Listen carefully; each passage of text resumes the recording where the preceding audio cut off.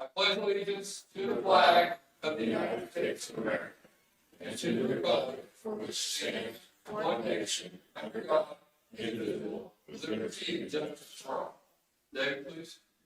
Heavenly Father, we just ask you to watch over this meeting today, make us or help us make the good decisions that are according to your will. We thank you for the healing that's got Gary back with us for a little while today, and just hope that his progress continues. In Jesus' name, amen.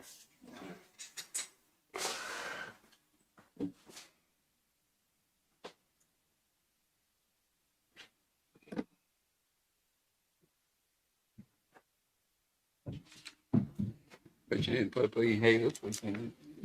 Earlier in the week we did, but not the last few days. Hey, good morning, everyone. I read and reviewed last week's minutes and make a motion that we approve them. I'll second it. Been moved and seconded. All in favor? Aye. One other thing we need to take care of this morning. Next Monday is a holiday because the 4th falls on Sunday, so our day off is Monday. So we need a motion to reschedule next week's meeting to Tuesday. So moved. Second. Moved and seconded. All in favor? Aye. And then I've got the bills.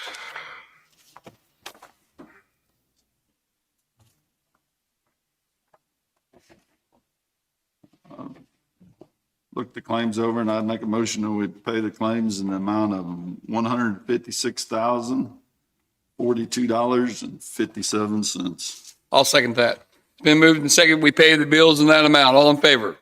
Aye.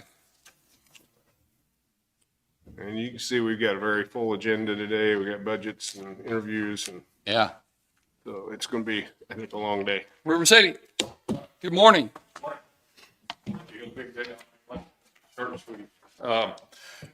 We're continuing on with the load-bearing masonry. High roof area has been completed to the point we have started structural steel. However, naturally, as we get started in a new area, weather's hit us again. We're going to have some delays this week in some construction. We'll see what the weather does. But the good news is, despite all our delays throughout the winter, the days that we've lost, the lost work days, which has exceeded 40 now, I know, we're still on schedule for our jail cells in August, which was our original date. So we've been able to pick up some time, been able to keep guys working some Saturdays. And Scared the hell out of the commission a couple times with your change orders. well, I mean, those are part of the game. But this week we'll continue on with the safe room, get structural steel on it. Should finish up foundations here shortly. I got about 3 more slab on grade pours. You will see a section of your slab left out for the crane for the structural steel to pull in the building. It'll all be set. He'll work his way out and we'll pour the last slab. But just need some more weather cooperation. So. Any questions? I don't have any. You got any? I don't. Thank you. All right. Thank Have you. a good week. You guys, is Gary? Mr. Hardy, you get to go first today. Is it, and while he comes up here, is anybody going to need legal counsel today at all? You need any legal time, Sheriff? AMR, Chris? Okay. All right, well, I've got my both budgets here for you.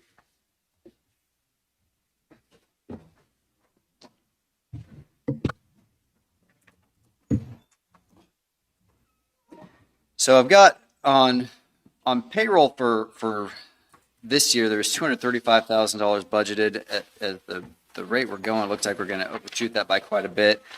I think that, I've spoken to you about hiring a part-time person in the office to help do victim witness stuff and download some of the pleadings and that sort of thing. I'm optimistic that when I get that done, that'll take a lot of the load off the girls that are in there right now, and that hopefully that number will drop for next year. But right now, it's looking like about 265,000 is what we're projected to do for this year. So that's what I put for next year. Part-time, I wrote 15.5 in there because I think that's probably about what we'd spend on a part-time person doing those duties next year. For contractual, I'm not sure how we got to that figure there of 65,000. It looks, again, at the rate that we're going now, I'm going to be under 30. So I put about 28.5. The only thing that I know of or can think of that might affect that would be the Attorney General's office is handling 2 of our murder cases right now, and I know that that'll come out of my budget. So I don't really have a good way to. Will come out of your budget? Yes. That what their cost for prosecuting that case will come out of my budget. So I don't have a great way to gauge what those are going to be, but I expect that would be the only thing that would change or increase that right there. Commodities, looks like we're a little bit under 5,500. So altogether, it looks like next year, if things continue the way they are, it looks like it'll be about 314,500. David, do you see anything on the contractual part that maybe Mr. Harding didn't know about? Without going back and looking at ledgers, I don't really Okay. know, but. Okay. We'll have to review that part. So Sure, that's fine. And I actually got with David once and had this printed out and looked at it myself. I'm not sure, but I'm happy to get with him and see. that's perfect. We like budgets like that. Can you just write up something for me, and like what you were just talking about, like an explanation of how you got to this, so I can put it with your budget? Sure. Can you give me some more? You Like- have time to do it. I don't need it today or not. Well, I could just, like, what specifically are you talking about? Like you want the contractual stuff? Yeah, What just is kind it? of what you're spending the money on, what Sure. your goals are in your office, where you want to be, Sure. next year or during this term, whatever, just things like that. Yeah, absolutely. I'm happy to do that. Yeah. Is that something you just want to get I know together you're with me, busy, or? just whenever you can get it. Sure. Because I think I've got a lot of that already. So, That'd be great. Okay. Other than that, I don't really have any update for Somebody you. want to make a motion to accept the proposed budget? With that, I'll make a motion that we tentatively approve the attorney's general fund budget at $314,500. Down from 330,000 last year. So been moved and seconded. All in favor? Aye. Okay. Thank you. Thank you. And then I guess just to be clear, do you want me to stick around for anything? Don't think we need you. Okay. All right. Well, We appreciate I'll you. be right next door if you need anything. Give me a call. Thank you. Sheriff.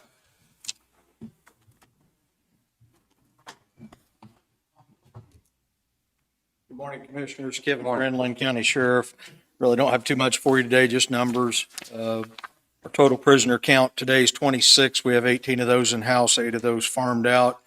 This past week, we had 159 111 calls, 283 calls for service total through communications.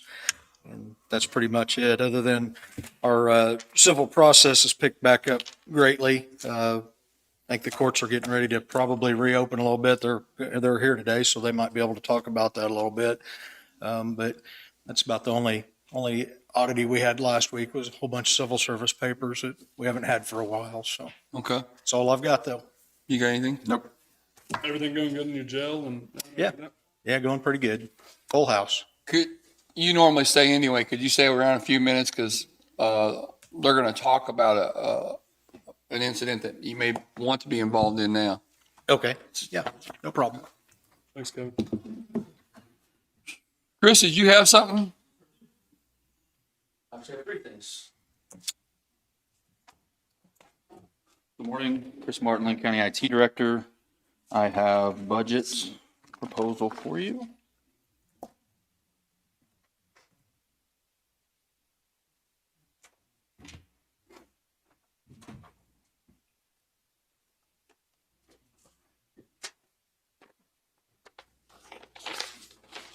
So I actually went down on budget ever so slightly. I anticipate under contractual, just the service fees going up. We've had some emails from suppliers saying they expect that come January, they're gonna increase some of our rate on like antivirus licensing and that. And we're also gonna need more antivirus licenses, as we get more computers. And especially with the new building, there will be some more machines and we pay per machine. So I went ahead and, brought down under capital outlay, the tower data antennas. That was the one line item we talked about that we're using this year for the tower fix out I there. was going to ask you that actually. When are they moving that stuff up, the camera and stuff like that? Great question. Let's get to the next piece because it's going to tie right in with that question. And then I brought the server maintenance down. Our server infrastructure is looking really good. So with COVID last year, we replaced 2 servers that were needed within that COVID infrastructure. Our routers, our infrastructure is really solid. So I don't anticipate any major expenses in that next year at all. Okay. And I went ahead and left a little overtime in there. We don't currently use a lot of overtime, but we have that camera install there next year. So I anticipate there might be a little overtime needed just to get the help to get it in there. Yeah. You got some questions? Just kind of what I told Burton, if you could just kind of get an explanation, just tell a story, kind of where you want to be in your office, what your goals are this year and stuff like that, that'd be great. Yeah, and I can try to come back with something more if you'd like. I just know that, we're going to have that, like our wiring supplies, that's pretty average on what we do per year. We buy quite a bit of that. And then the security camera thing, that next door is going to be a big one for us starting in the first of the year. Right. And then just that whole project in general. Sure. When do you start doing your part on that? I believe it'll be after the first of the year, based on some of the conversations we've had. I'm going to need to get the cameras ordered here in the next 60 You're days. just doing that stuff, you're not, they're pulling all the wire and everything. That is correct. They're actually pulling and terminating all the wire. So just you and Jason would be doing everything else, or are you hiring any more people? No, it's just us to start with, and I think maintenance will help us a little, but the connection of these cameras is not Feel pretty good difficult. about it? I really do. Good. Yeah, feel solid. Jim? I don't have anything. Anybody got any questions on the budget other than some of the stuff that you requested? You don't have to go through and just, for every item, just kind of tell me a story of, how you got to where you are, what your goals and stuff are, stuff like that. Sure. Thank you. So I'll make a motion that we tentatively accept the proposed budget for, you call it Fund IT, budget of $153,450 for 2022, down from $153,820 from last year. That's my motion. I'll second it. Been moved and seconded. We tentatively approve that for $153,450. All in favor? Aye. Okay, so quickly, this was your request last week to get the archive social quote from what the sheriff had presented. This would be, Which budget? This budget or next budget? I don't know. When I say that, I mean, I didn't budget for it or put it in. Okay. I just got the quote, and I spoke to them at length as to what that covers. That's 1 year. It's $399 per month, unlimited sites, as well as websites, Facebook, any kind of social media site they cover. So if you have any questions on that, I'm happy to When answer. it says up to 3K records, how many So 3,000 records would be a record? that we post. So if we post on there, that's a record. If somebody else posts, it captures that, but that doesn't count as a record. Gotcha. And we would mean we're close to You 3,000. think? Yeah. Any debate on that? I'll tell you, I was at Lake Region meeting last Thursday, and I talked to 3 different counties. Hasn't even thought about this. They're waiting on it. They're waiting though. There's one of them Franklin County's going to a meeting. Their communications director said in October. The other 2 counties hadn't even thought about it. What's your thoughts on it? I don't really have a whole lot. I mean, it's something we need, is it not? So that's a question for you if you want. No, but follow me here. From an IT standpoint and a non-legal, this is just me. I think that what Kevin presented is valid. We looked at this a year ago, and David and I had gone through it. I mean, we have demoed it. I will say that the product does exactly what it says it does, and it does it very well. So the searchability and its ability to archive that stuff is top notch. So say if something came about, some kind of lawsuit or something, do they step in and help us? Yes. They do. So they will step in to the point of their system and what it does and how it does it. If there's a challenge as to whether their system actually captured something or not, they will send people to testify to say that, yes, this is how we do it and that information is accurate. Like I say, the quote also covers our websites. So one example I thought of on that would be, I don't know why anybody would be upset about this, but let's say the treasurer's office, they do their tax sale, every year, and we post that online. They would capture everything that was posted. Sometimes they send us a message, say, hey, we need this removed, maybe that got paid or something. So if somebody got upset about that and they asked for a quarter request, we want to know what was on that website on this given date. This system would give you that. Again, from my position, we've soaked on this for over a year and looked at it. And Kevin, all I can say is reading his email, it sounds legit to me with absolute examples of people getting sued for this exact situation. So We've discussed this at K-Camp meetings, and really haven't taken a lot of action from the K-Camp side on it yet, but they know this kind of threat is out there. We're not seeing so far a lot of lawsuits in Kansas, but there have been a couple that have popped up, and there's more around other areas. And The more we talk about we it. all know that Yeah, we're advertising. government is a big target for lawsuits right now. What has our attorney said to say about it, K-Camp attorneys? They think it's a good idea, but of course we look at with K-Camp whether K-Camp's going to provide help with counties to do this kind of thing, and we haven't ever gotten into that much discussion. It's just a recommendation at this point that it would be good to have some type of archiving.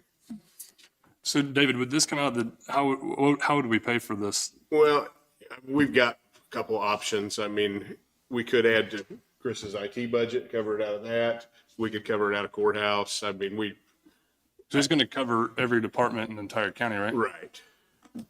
I mean, it's something we could work out the payment part of it without any trouble. I'm in favor of it. I'd rather be safe than sorry, and I'd rather not wait until we get sued. Sheriff, do you remember what the county that you talked about was sued for? It was a city, yeah. So in that situation, the Scott City mayor had observed some posts on their Facebook and removed the posts. And then there was, of course, the lawsuit came about due to some of the COVID issues and things like that, that the people were suing the city for. And when they did their coroner request, they weren't able to provide the data that was once on their account or their website. And that's where that came from. And I could just see it happening. I mean, we've suffered lawsuits because of COVID issues at the onset, but it's not just COVID, it's everything that we do. Sure. The Kansas Archives gives us an outline of what we save data for and what we save written documents for. And in the situation with electronic data, we're not necessarily safeguarding it in Linn County, nor are other counties. And I know Commissioner Johnson said that a lot of other counties hadn't thought about it yet. I can tell you that Miami County did because they're hooked up in this. I went through their Archive Social account with the representative, and I would rather be ahead of the pack than behind it in this situation because a lawsuit's going to cost us a lot of years of payment for this. Sure. Okay. Has anybody talked to Gary about it, or? We haven't talked to Gary, but if we include it in your budget for next year, and then we'll talk to Gary about it. Yes, I think we we do talked that? to Gary a year ago when we looked at this, or I had anyway. I think maybe you did, yes. And I don't think he was really up on it at that point. He didn't think it was a bad idea, but he hadn't looked into what had come out of these suits. So why don't we just add that to his budget and everything I bragged about him about, just kick that out. And then if we don't want to do it, then we'll adjust it. Is that fair? It is. And you can start it whenever the fiscal year begins for next year, Okay. if we think it's If you good. choose to do so, yeah. I'm for it. I mean, I know what happens when we go into a lawsuit, and I don't want to say it in public, but it's never good. Right. The last thing I have for you, commissioners, is actually has to do with some wireless infrastructure. I know you're busy. Do you want me to do it now? Might take us 15 minutes, or wait and do it later, do it. Oh, we got the district court, so let's. It is get not there. urgent, so, Okay. What's it involve? just, some stuff I'd like to put on a tower, Oh, okay. some equipment. Okay. Yeah, you better wait, because Danny's gonna have a lot of questions. Okay. Would you like to do it later in this meeting? Would you? You have time? I do. Okay. Okay. Yeah. We'll get you back. All right, our district court, we're ready for you.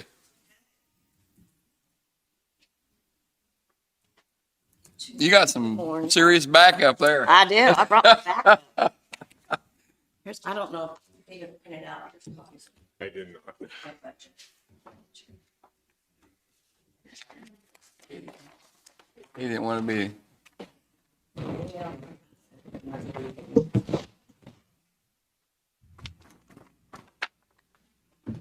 I did not change anything. The budget is still the same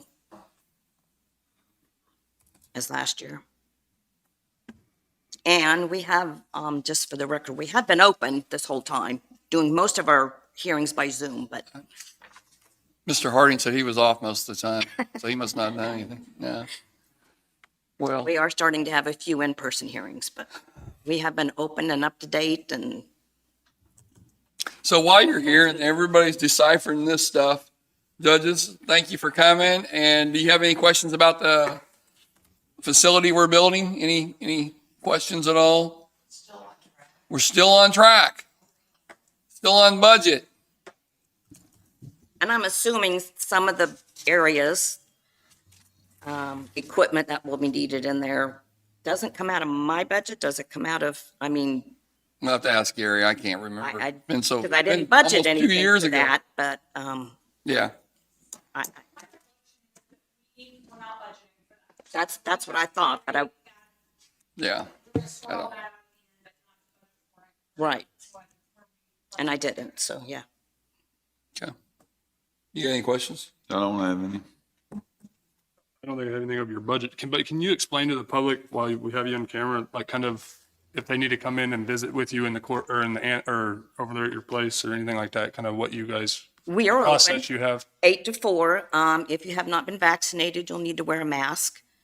We kind of have a limit of how long to be in the office at 10 minutes. We do have our public access computer. Most hearings are by Zoom. We also have a Zoom meeting room with a big computer in there. So if the hearing's by Zoom, they can come to district court. If they don't have the access at home or the availability on their phone or computers at home, they can come to district court So they just and come in there, appear. they just come in there, yeah. How's that working out for you guys? I mean, it's a lot more work, but, sending out links and Zoom links and stuff, but it's been working great. Will that be the new normal? We're not sure. Yeah. Please, I don't know. That's up to each judge, maybe. What I will tell you is, the legislature's approved it through, I think, June 30th of 2022. And they're gonna revisit that issue. I don't know that the way that we're operating now will necessarily be the new normal, but what we're being told is don't expect it to go back. So I think we'll kind of continue on a hybrid policy. It's really interesting. There are some national studies showing that court attendance is actually up because people, if you're on a job site and you have a 10-minute hearing and you're on a job site in, Butler, you don't have to run over here to take care of your 10-minute hearing. So there's some data that is suggesting that people are more likely to make their court appearances this way and resolve their cases this way. I don't know what to expect going forward. There is the legislature is going to get a study from Judicial Council about the future of virtual court. So I'm sure it'll be fascinating, and you'll all want to read it. I'll be waiting. I'll read it, but so I don't know that we'll ever go back to the way we were, but I think we will slowly increase in-person hearings. District-wide, we really are caught up. The only thing we're not caught up on is jury trials. Miami County was scheduled for their first on June 14th. They had 2 set and they were settled. I had 6 set at the end of this month in Miami County. All but 2 are settled. The one thing in Linn County that we're still trying to work through the details of is where are we going to pick a jury? And because we can't socially distance in that courtroom, it's just not made for that. So Judge Johnson and Chris are going to visit about some alternative sites. Chris, through the first SPARK grant, I think if I remember right, got us set up in Linn County to use basically a mobile recording system. It's this really cool cart. And Chris got that through the first SPARK grant, knowing that we would be off-site. So that part is also incorporated into our current plan for Linn County District 1. So we're lucky that he put all of that together for us and set it up. And it's here somewhere. Oh, it's here. So, that's, any other questions about kind of how our operations are running? No. Okay. We were able to access quite a bit of grant money also through the state outside of the Spark grants here and outside of the district court budget for when our employees were working from home. And so we were able to access other grant money to manage some of those issues. Good. Well, Judge Hart, Judge Johnson, thank you for coming over and supporting your clerk, who does a lot of work for you, I know. Hey, Kevin, I have a question for you. With this new building coming in and stuff, we're obviously gonna have to have more bailiffs over there, correct? Right. Did you have that figured into your budget? Was it? Yes. Okay. Okay, any other questions before we accept this? I'll make a motion that we accept the proposed budget, annual budget for the 6th District Court in the amount of $200,300, same as last year. That's my motion. I'll second it. Moved and second, all in favor? Aye. Thank you very much. Thank you. Register deeds. Christie.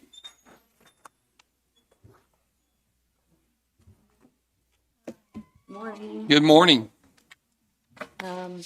Here for my budget, but before I go on to that, I just want to let you guys know that on May 27th, the courthouse was visited by the name of Joe Pavia. He's a professor for the Kansas City Community Colleges, and he sent me a letter. I gave him a tour of the courthouse and a tour of, and sent him up to see Pam Cannon and Lisa Kelstad upstairs, and I also brought them over here. He had a camera crew with him. Brought him over here to look through the survey records and such. I got a letter back from him. He said, "Dear Christy, Sam and I wish to convey our sincere thanks for the courtesy, time, and patience you and your team showed us during our visit yesterday. I think students in land surveying preparing to become licensed as land surveyors will profit immeasurably from your video-guided tour, together with tips on how to visit any Register of Deeds office and what questions to ask. Thank you also for introducing us to personnel in the appraiser's office, as well as to Pam Cannon. Those were valuable additions to our video collection mission. Finally, helping us see and capture imagery of the collection of records that are in the annex were useful for illustrating that records are not always in one place. Surveyors assume they're all in the courthouse. So hopefully that will help Mr. Pavia and the professors at the colleges to train future land surveyors, which we are getting a little short on little land surveyors. We are. Didn't you just get back from some class? Or how'd that go for you? Or didn't you go to class? Oh, yes. Last week I spent in Garden City, Kansas. The Register of Deeds were denied their meeting in the Great Wolf Lodge again. That's second year in a row. Kansas City, Kansas did not want us to there was just not enough space to socially distance us in that meeting. So Garden City, Kansas, hosted us, and we were unable to have our school in like January or February because there was 14 or 16 new Register of Deeds elected across the state. And after elections, we always have a school to train them how to do their job, and we were unable to have that this year. So we combined our June seminar with our school and did the whole thing in Garden City, and it took a whole week. So it was very good school. Even the old ones learn, and I get to teach surveying, and it's always fun. But I was able to ride with the Register of Deeds from Cherokee County, so I didn't get to charge for any mileage this year. There you go. That was about the furthest point that we go. Let's see here. So, I want to make sure I get this straight. And here's the original for David. And I made copies for y'all. I want to start off with, this year I typed up a little page called My Mission Statement and Vision for the Future. Register of Deeds has custody of and manages real estate documents dating back to the territorial days of the mid-1800s. Register of Deeds by Kansas statute is the recorder and keeper of the documents regarding the ownership of all county land. All information begins with us, then shared with other county offices to use as the basis for the duties and responsibilities in their respective departments. Our number one priority is our responsibility to the public. We serve as an information center, receive requests from abstractors, realtors, banks, attorneys, and the public for all sorts of documents and information. We assist visitors who are conducting ancestry searches. We are responsible for the preservation of all records, the collection of fees, and the recording and filing of documents. My budget highlights all monies collected in this office go into 3 funds: the general fund, the technology fund, actually there's 3 technology funds, and the State Heritage Trust Fund. When Senate Bill 298 passed affecting the historical tax fund, please note that it's still collected at the county level on behalf of the state, but it's now collected at $1 per page on most instruments rather than the percentage of the mortgage registration fees. So we don't have those anymore. Does the county make more or less this way? As far as, We used to have one fee for the, for the mortgage fee, right, and when they registered. it's starting to. Because you were it really was really- concerned about that. Yes, well, if we were Johnson County, we would be very concerned about it, but the size of our county, it has kind of leveled out. And I could tell you, in like 2017, that was, I think, the last year we were collecting the mortgage registration tax, and I collected $175,219. In 2018, it went down to $159,000. In 2019, it went down to $133,000. So it was on a continual down. Sure. In 2020, we actually collected $183,463. But it was a boom year. Right. Real estate was very booming last year. I'm not sure what the future looks as far as real estate, but so far it's been very good. Right. So the technology fund that I collect is still continue to be used for my software, computer support contracts, and any other equipment or technological services for storing, recording, archiving, retrieving, maintaining, and handling of data recorded or stored in the Register of Deeds office. So my 2022 goals and objectives: continue to image and edit the old documents into our system. And I go on to say, with the approval of the Sutterfield Technology Services requested in this budget, this will be a monumental achievement. Now I'm going to go into some detail on the fees that are collected and what I'm asking for. So in 2020, we collected in general revenue $143,591. So for the Heritage Trust, which went to the state for the preservation and restoration of old buildings, historical buildings, $9,968. And for the ROD Tech Fund, $19,936. The Clerk Technology Fund, $49.84, as well as the Treasure Tech Fund, $49.84. So the total fees collected in 2020 was actually an increase of $50,000 from 2019. Year-to-date of 2021, I've collected $86,235, which doesn't seem to be on the same track, but summer is here, and in the fall, it seems like we get a lot more real estate sales and turnovers. Okay. The balance in my tech fund as of, well, it says July 1st, but would have been June, last Friday, $16,969. I have a year-end projection of $26,000 to be held in that fund. I'll be paying out, I have 2 more payments to make on the software that I implemented in the office. And this will be payment number 4. This year is $12,500 to be paid out of that fund. And my replication and maintenance fee is $11,200, and that is an annual fee. But now that, after COVID hit, I asked the name of my software is iCounty. So I told them, open our software up to the abstractor and to the attorney or whoever else is constantly requesting documents and information from me, because courthouse was closed, they couldn't get in. So I opened it up at no charge, okay? So when the courthouse opened back up, they had to start paying. Well, they were hooked. So when I get my invoice at the end of this year for the replication and maintenance at 11,200, I-County will deduct the online subscription fees that we're collecting from people paying to use our software online. Who's paying? Well, Security First is one of them. They're pretty well hooked. And then the other, Wells Fargo Bank maybe. Okay, or- so you got, okay, I got you. We have some people that call and they just want in one-time access to the records. You know, they want to look up a mortgage or do a chain of title on a piece of property or whatever. Got you. So I am asking for a one-time budget item by Sutterfield Technologies.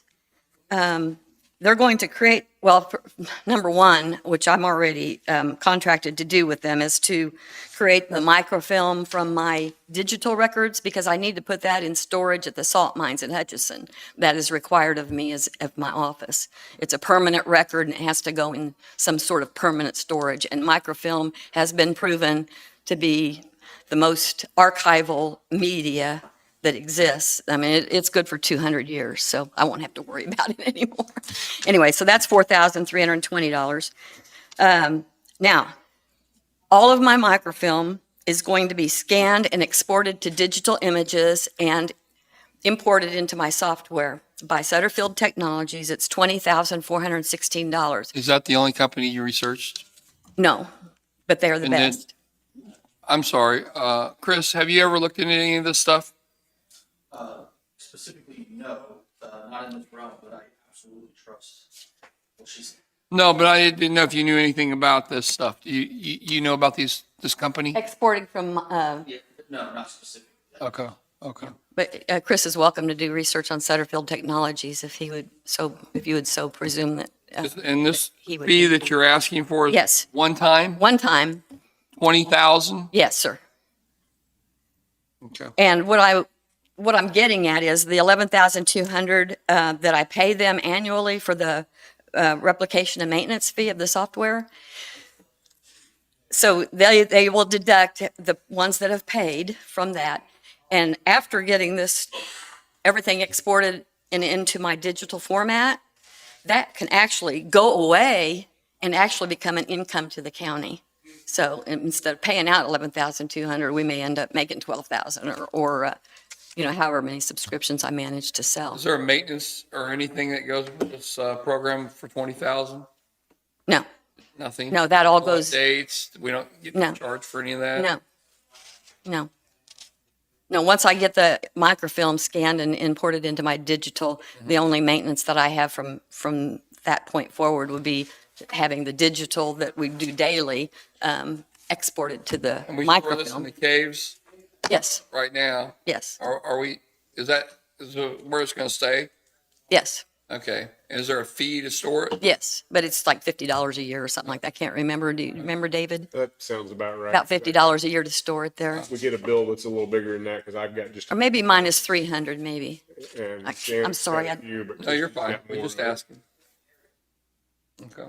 So, So anyway, all in a nutshell, looking at the payroll, the contractual services, the commodities, I don't look for any capital outlay in 2022. My total budget with that $24,736 would be $144,334.57. it's 17, Even into the almost new, 18,000. even moving into new buildings, did you figure anything in for that, like new equipment or anything like that? New building? Oh, you're not going over there, sorry. Okay, makes sense now. Sorry. Jim? I don't have anything. Okay, so somebody do something, make a motion. Or don't make a motion. I'll make a motion that we tentatively approve the Register of Deeds budget at $144,334.57, which is down from No, It's up. up 18,000. up 18,000. Yeah. 17,887.85.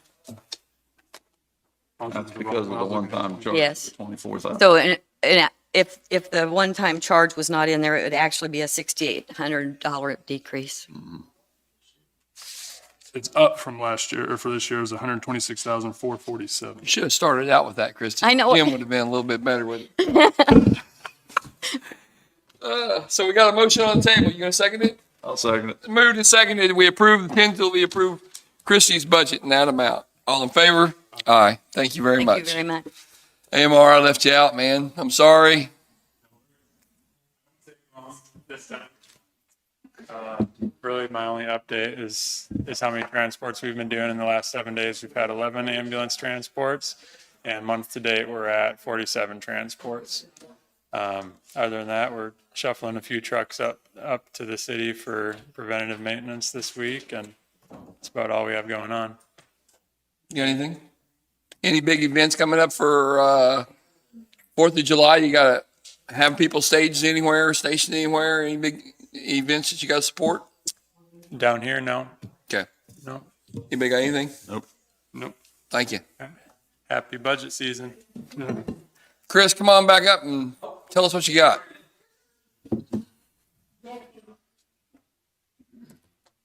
All right.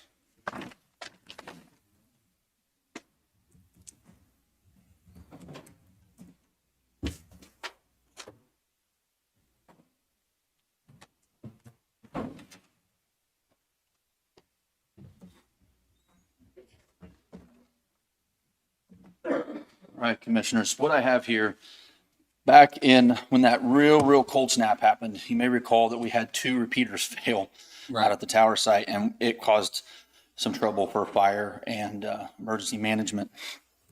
So we've been kind of looking into our options on how to back up our system, and also we waited until our Mindshare console at dispatch was done and completely fleshed out. So we weren't guessing at how things were going to work. So what I've given you is a proposal. This is just the hardware. I'll get to the bottom line here in a second. But what I would like to propose is that on the Mound City Tower, the one we just built up here, that we add a repeater, 2 antennas. Is that in here? It is, the very top line. It's a VHF repeater there. Okay. Power supply is included. This also includes a Mindshare radio interface, which is what's required to connect to the dispatch, so it's all just seamless, right? With this proposal, that repeater can be the backup to any channel. Okay, so the one repeater can be turned on and activated for sheriff, road and bridge, fire, civil defense, any of our radio frequencies. It's NXDN compatible already, so as the sheriff switches to digital, it's already got that built in, so no additions there. This includes the hardware, the repeater, the antennas, the mounts on the tower, the cables, lightning suppression. I talked to Hayden Tower, which is who we typically use for our tower climbs and installs of our vertical stuff. They estimated about $3,500 to go up and mount this. And that's a 75-foot tower. But they can hold off. This gets back to Danny's question about the camera being moved. They can do it all in one shot. So again, we're back to, we save the trip fees.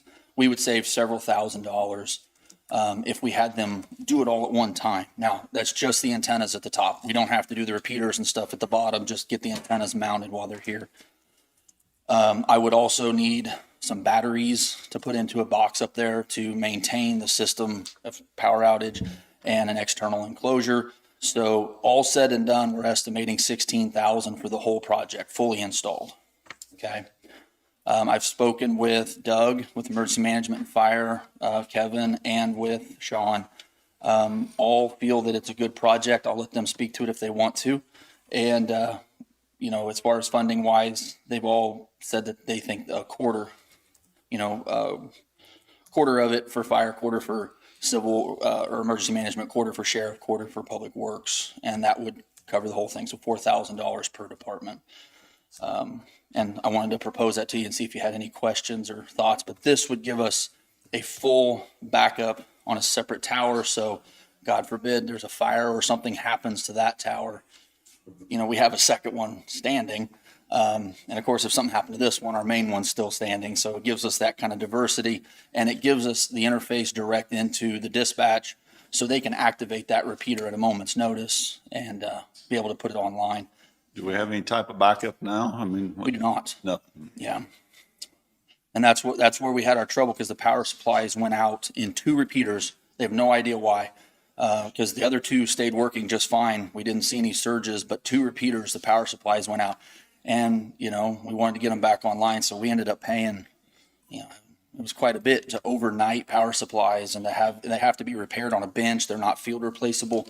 It was a chore, having something like this. Not only gets the radios back online immediately, but we're not in as big a pinch to try to ship things and get it taken care of. Okay. So the others all agreed to the $4,000 split? Yes, I mean, from my conversations, they did. And then this 8,000, that's part of it, right? The 8871, which is the hardware, that's all of the hardware, the antennas, the mounts, and the cable coming down. Like I said, Hayden said it would be another 3,500.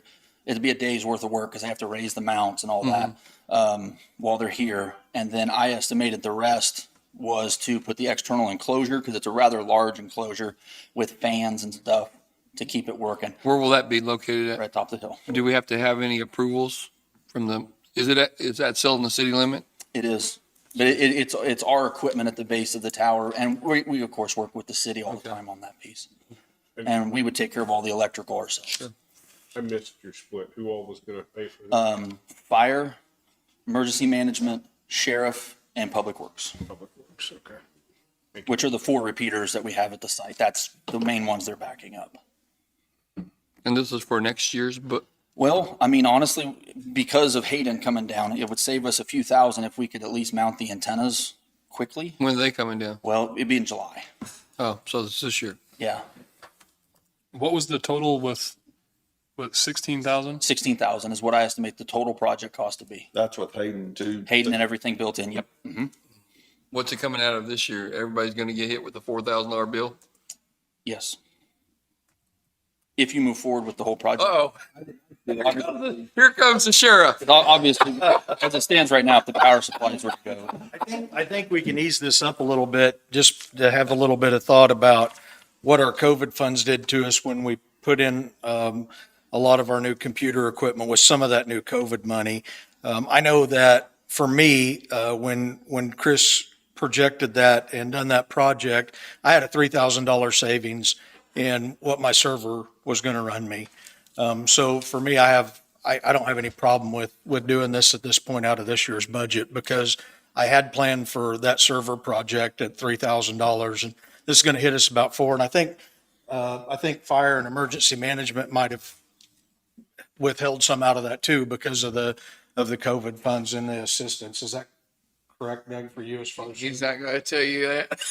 Yeah, that, never give that up, that you got any extra money, but that's where I'm at. So it was a pretty easy yes for us, because it's a redundant system that takes care of my communications. Sure. Radios could go down or something. And you feel very strongly about it? Oh, absolutely. I think anytime we I can know you do. put in a system that's Back up. because we lost radio for hours. Which is bad news. Oh, yeah, it's horrible. We lost radio, we lost telephone, we lost all communications for hours. And for us, that's a fatal moment for us. Okay. And I don't want to beat you up, but why did we do that? Why did we not have backup proposed before? I don't know. I mean, we actually had, and I say that, I guess the opportunity never came through. There is a repeater that's in the command trailer, but it doesn't have near the elevation. The other thing is. Was that the thought, though? Yeah. Use that as it backup? It was the thought. The other thing, that the one in the command trailer only works on sheriff. That's Okay. it. So out at the main tower site, it's a duplex system, meaning there's one antenna with send and receive. So there's filters and things involved. That's the reason there's 2 antennas here. That allows us to get away from filters. It doesn't matter about our spectrum spread between the channels and all that kind of jazz going on. So with this, it works with any channel that we have like that, because there's 2 antennas, no filtering required, no special hardware, nothing. It just will back it up nicely.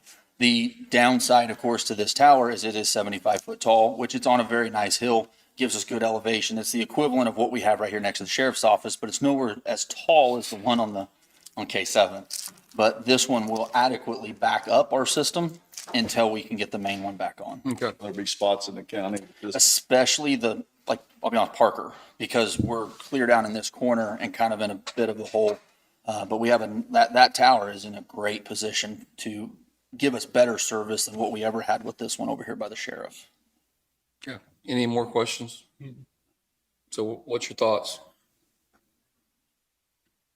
yes, I'm okay with it, I guess. I need a backup. You okay with it? So 16,000, what are we calling this project? Backup repeater. So make a motion that we buy and purchase and install a backup repeater system for the county in the amount of $16,000 paid this year. And the way we decide to split it 4 ways. I'll second it. Been moved and seconded. All in favor? Aye. So there's not like no, like, federal requirement making you have to have a backup like that or anything? There's No. not. It's just for our benefit. I don't have anything else. Okay. Thank you. Thank you, Chris.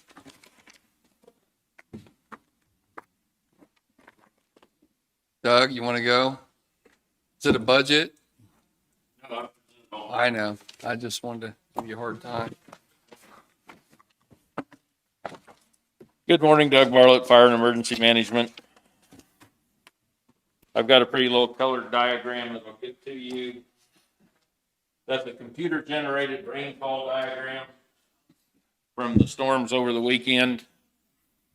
The thing to note there is all of Linn County, except a very, very small portion in the north central area, is gray. And if you look over on the left-hand edge, gray is more than 5 inches of rain. So what it tells us is, effectively speaking, the entire county received more than 5 inches of rain, and then you start looking at the counties around us, they were well above that too.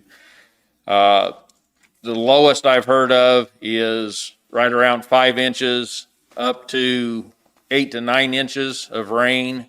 If I look at the computer-generated information, it suggests that over in the southwest corner of the county, we may have had closer to 10 and a half inches of rain. We use that as a guide because the radar takes a slice of information every 5 minutes. And if the reflectivity is heavy when it took that slice, it's going to say it's raining that same amount for the next 5 minutes when it makes its calculations. So it could be high or it could be low if it takes a slice and it's kind of misting when it takes the slice, and then a minute later it starts raining heavily for 4 minutes. So we don't use it as this is the amount we got, but it does give us an idea that this whole area got an excessive amount of rain because it's all over 5 inches. So just give you that.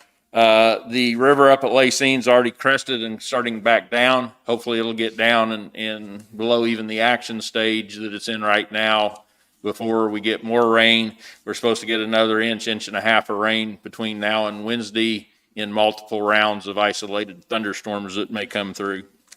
So just wanted to make you aware of that. We had no severe weather that I'm aware of. We watched it Friday night and then watched it all weekend. Had no severe weather come through, but we did have some rain and stuff. So that's what I have for you, unless you have any questions for me this morning. Don't have any. Do you want to visit about the health department? Fire marshal?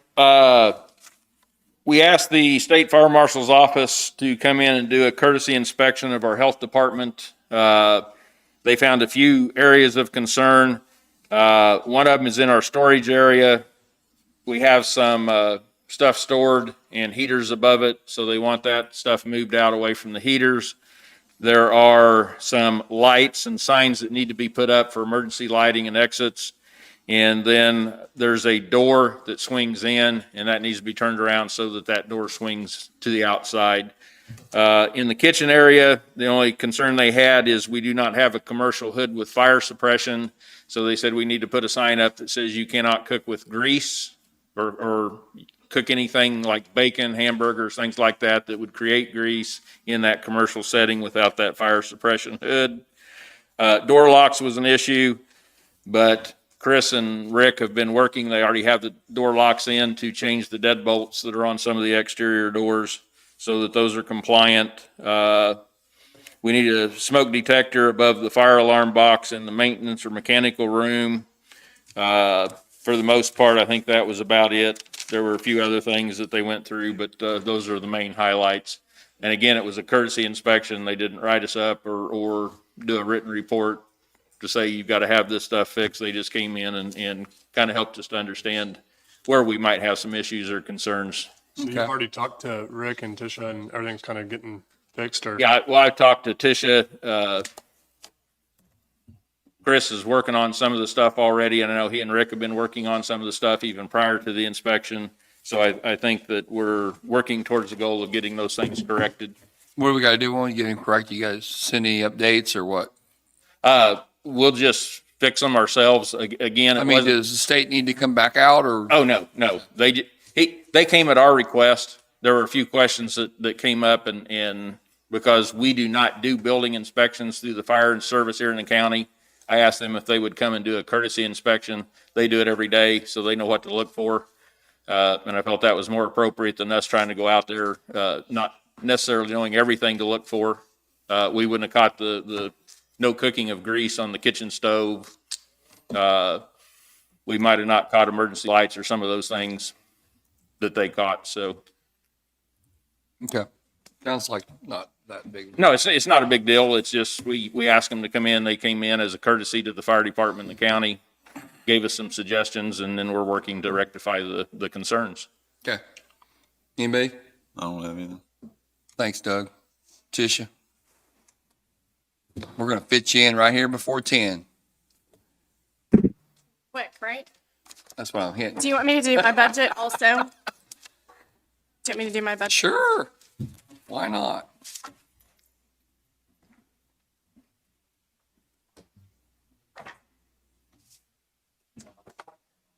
It sounds heavy. Like a book. With highlights. Well, yeah. Okay, so, Went down. huh? Good morning, Commissioners. Tisha Coleman, Linn County Health Department. I will need 10 minutes executive session for personnel. COVID update, case update is 849 total cases, 2 active, 0 hospitalized, 13 deaths, and 0 clusters. I did not get the testing update numbers total, so I will have to send that to you. Sorry, it says 10, but that's 10 something. I think it's over 110 now, so. Vaccination update for pandemic vaccinations, 2,651 have been given. 2,541 of those were Moderna and 110 are Johnson & Johnson. Right at 1,270 for prime doses and 1,271 for boost given. And again, the J&J, which is Johnson & Johnson, the one-time shot is 110. Vaccine percentages, I had emailed that link to you guys last week in regards to where you can find that information. And the link is provided again today. We're continuing with webinars with KDHE on Monday, Wednesday, and Thursdays in regards to COVID. I do want to discuss, there is another grant that they have come out with, the CDC has come out with in regards to immunizations. And currently for our immunization action plan, we get $4,240. And typically that's been like for VFC type stuff, vaccine for children. I believe this is kind of a COVID slash incentive program for COVID vaccines and or just other general vaccines. And it's what it is it's, you can use your staff time that we're giving vaccines, since we really don't know if we're going to be giving a booster at this point. It's there as an option to use that money for our nurses that are giving vaccines. But then there's also what's called an incentivized portion of it, where we can give up to, I believe, a $25 gift certificate or incentive of some sort to anyone who gets a COVID vaccine. And my understanding is it's also for other vaccines as well. So I'm thinking like flu or something like that. So I guess my question to you would be, is that something you want me to look further into to possibly apply for? Yeah. Tim, you got any problems with it? No. No, that's fine. Okay. We did, in May, I talked to you that we had our management evaluation for WIC, which is our Women and Infant and Children program.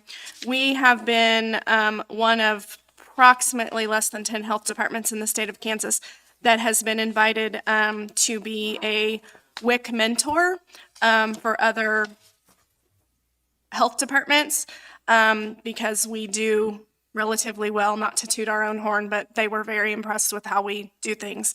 And so that would be paid for by WIC, but just kind of letting you know that I'm looking at that. Other health department stuff.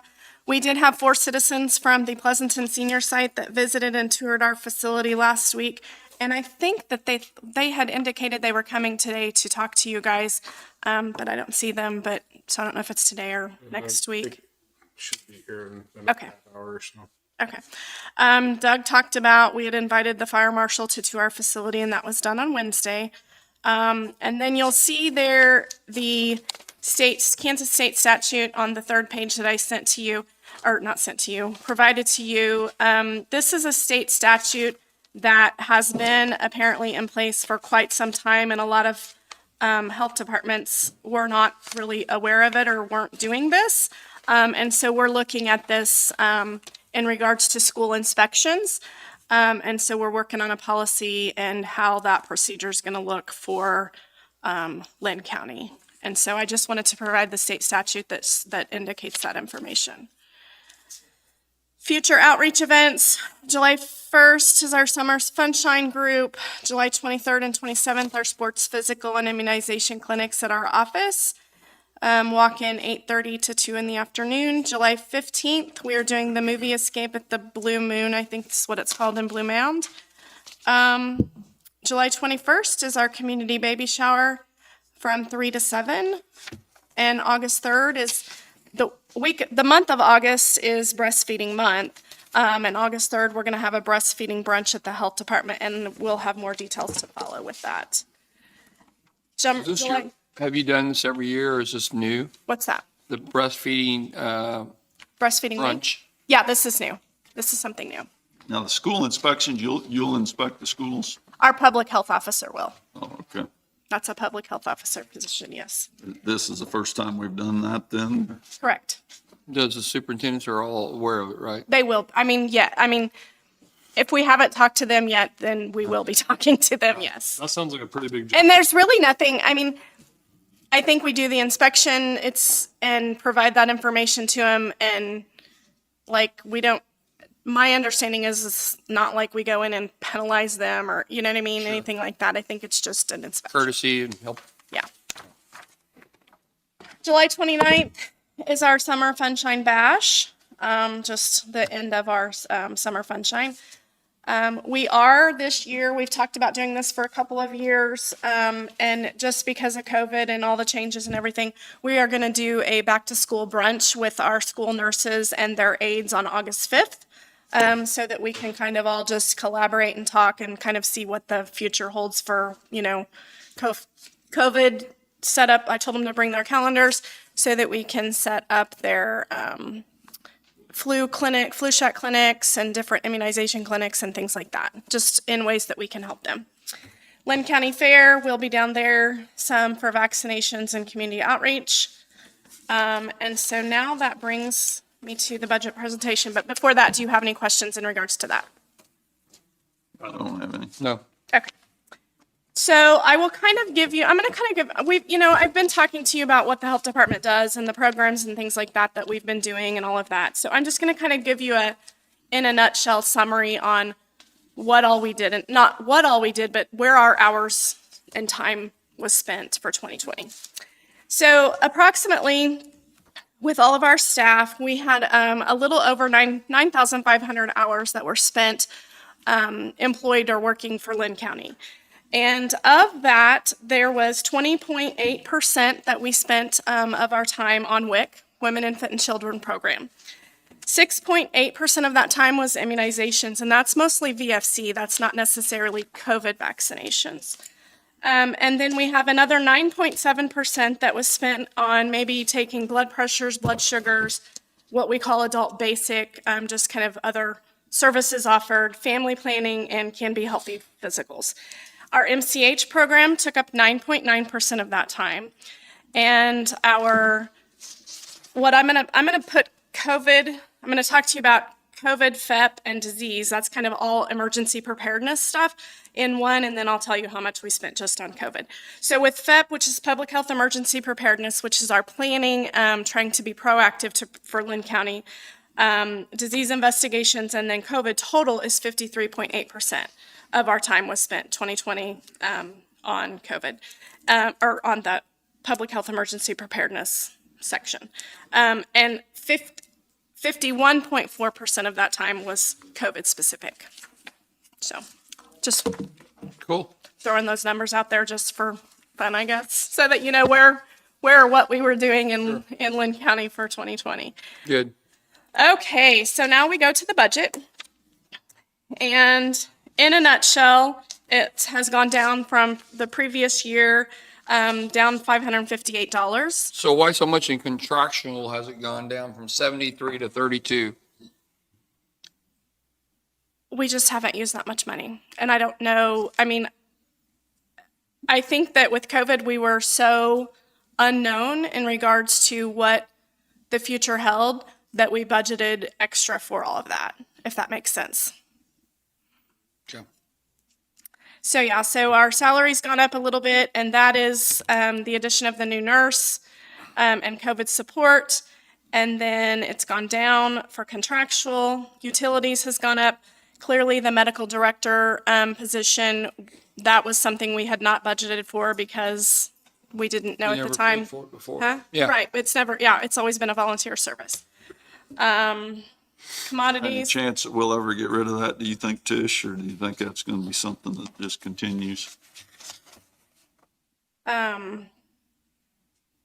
If you can find somebody to volunteer for that, but after COVID, I don't know that that's going to be. I don't know if anybody wanted to do it But, for I mean, you're in the firing squad, if, you know what I mean? Yeah. I mean, unfortunately.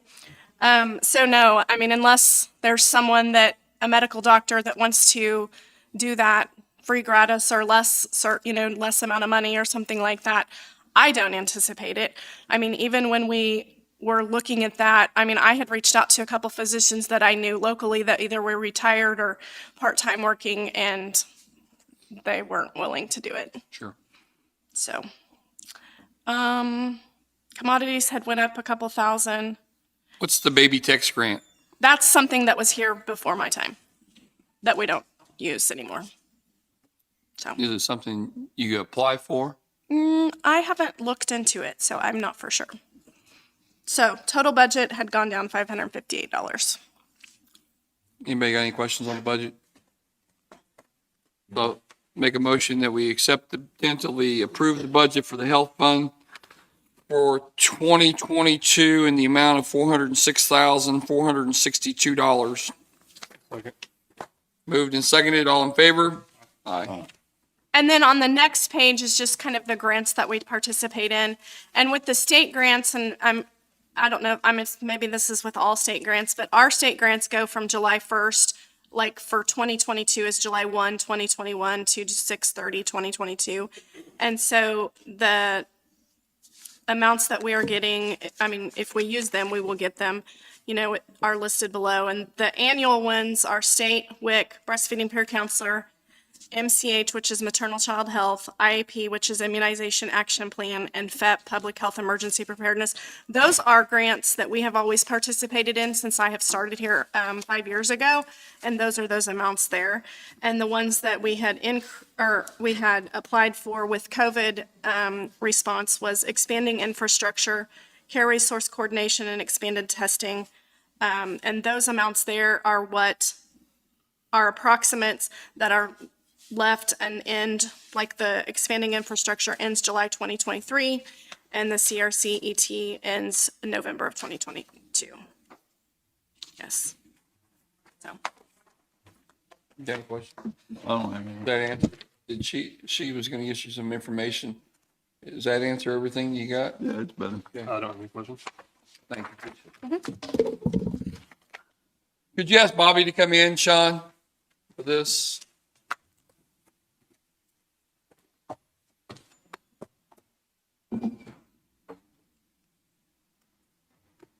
Is that Nancy? The lady from the mill side. She's the like coordinator.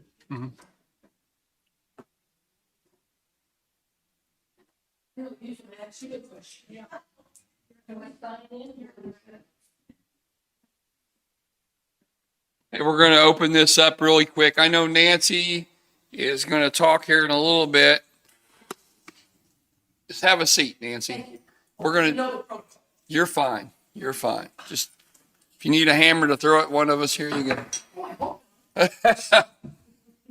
We're going to open it up for public comment because we've got our two people back there that may have to do something with this. Sandy Scott, why don't you come on up to the podium, introduce yourself, and she's got a complaint, and let her talk. Hi. Good morning. I'm Sandy Scott. Good morning, everyone. I'm from Trading Post. My issue, I have two issues actually, but my main issue is vicious dogs. We've been putting up with it for about 3 years now, going on 3 years. And the dog, several dogs, about 7 at least. My grandson, we take care of my grandchildren, and my grandson has already been dog bitten. Recently? Not recently. Okay. However, these dogs are vicious. I'm scared to death of them. They've got them right by our property line, and there is a fence there now as a result of the dogs and the biting. And Are the dogs kept inside the fence? well, my fence is built, it's a privacy fence, 3 feet within the property line. And they had one of the vicious dogs tied off out there, and it wasn't enclosed. And I've noticed it's pulled its chain out several times. And anyways, I called and notified the police. I made 3 police reports. And the third time, a Deputy Eric Lester came, and I showed him the dog through the fence. Sure.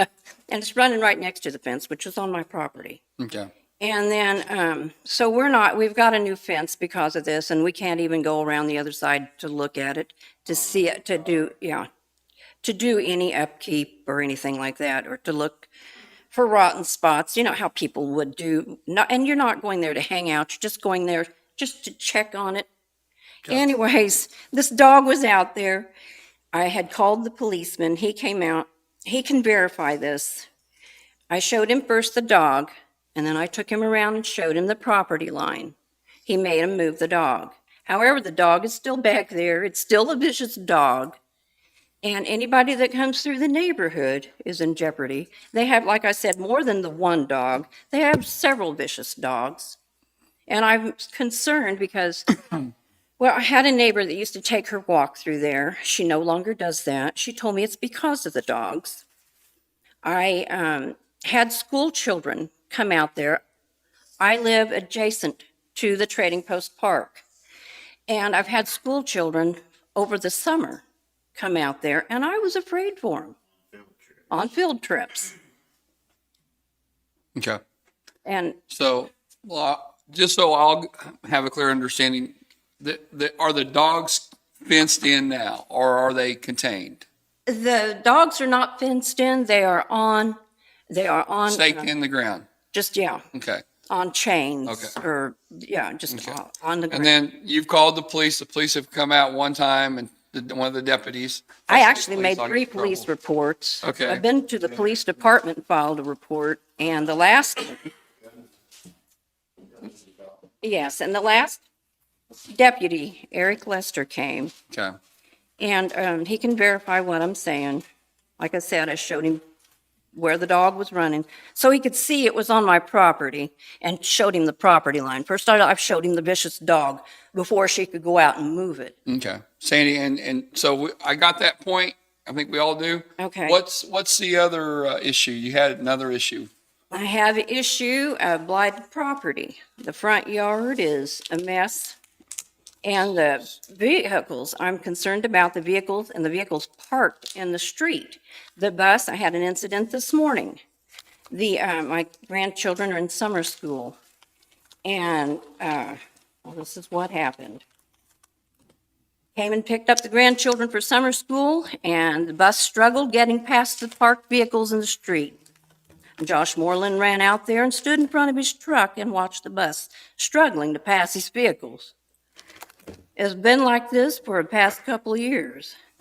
If the road was clear, as it should be, there would be no struggle for the driver or any other driver. My son in his small car had to go off the road into the neighbor's yard to pass the vehicles. No vehicle should leave the roadway because of someone else's property obstructing traffic. Yeah.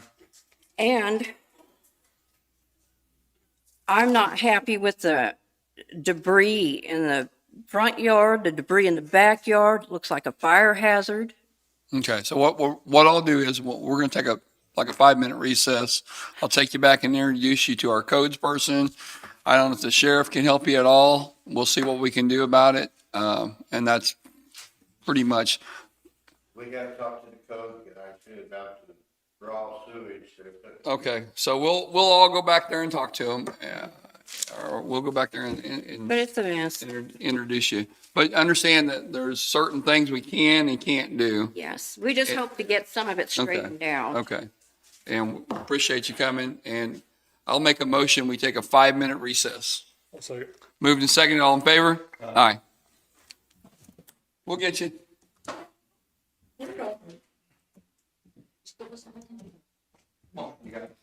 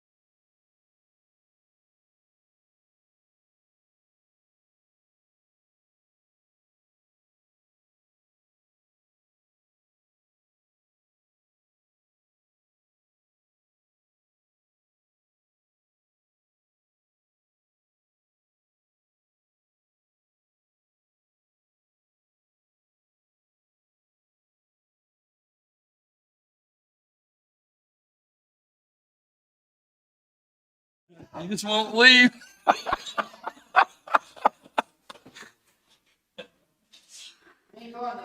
I know, you're a tough cookie.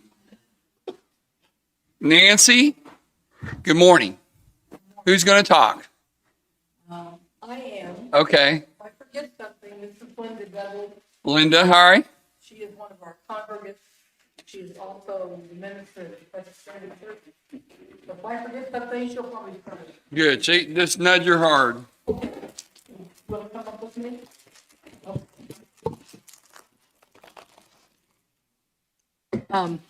First of all, I'm Nancy and this is Linda, and we're here on the behalf of the center.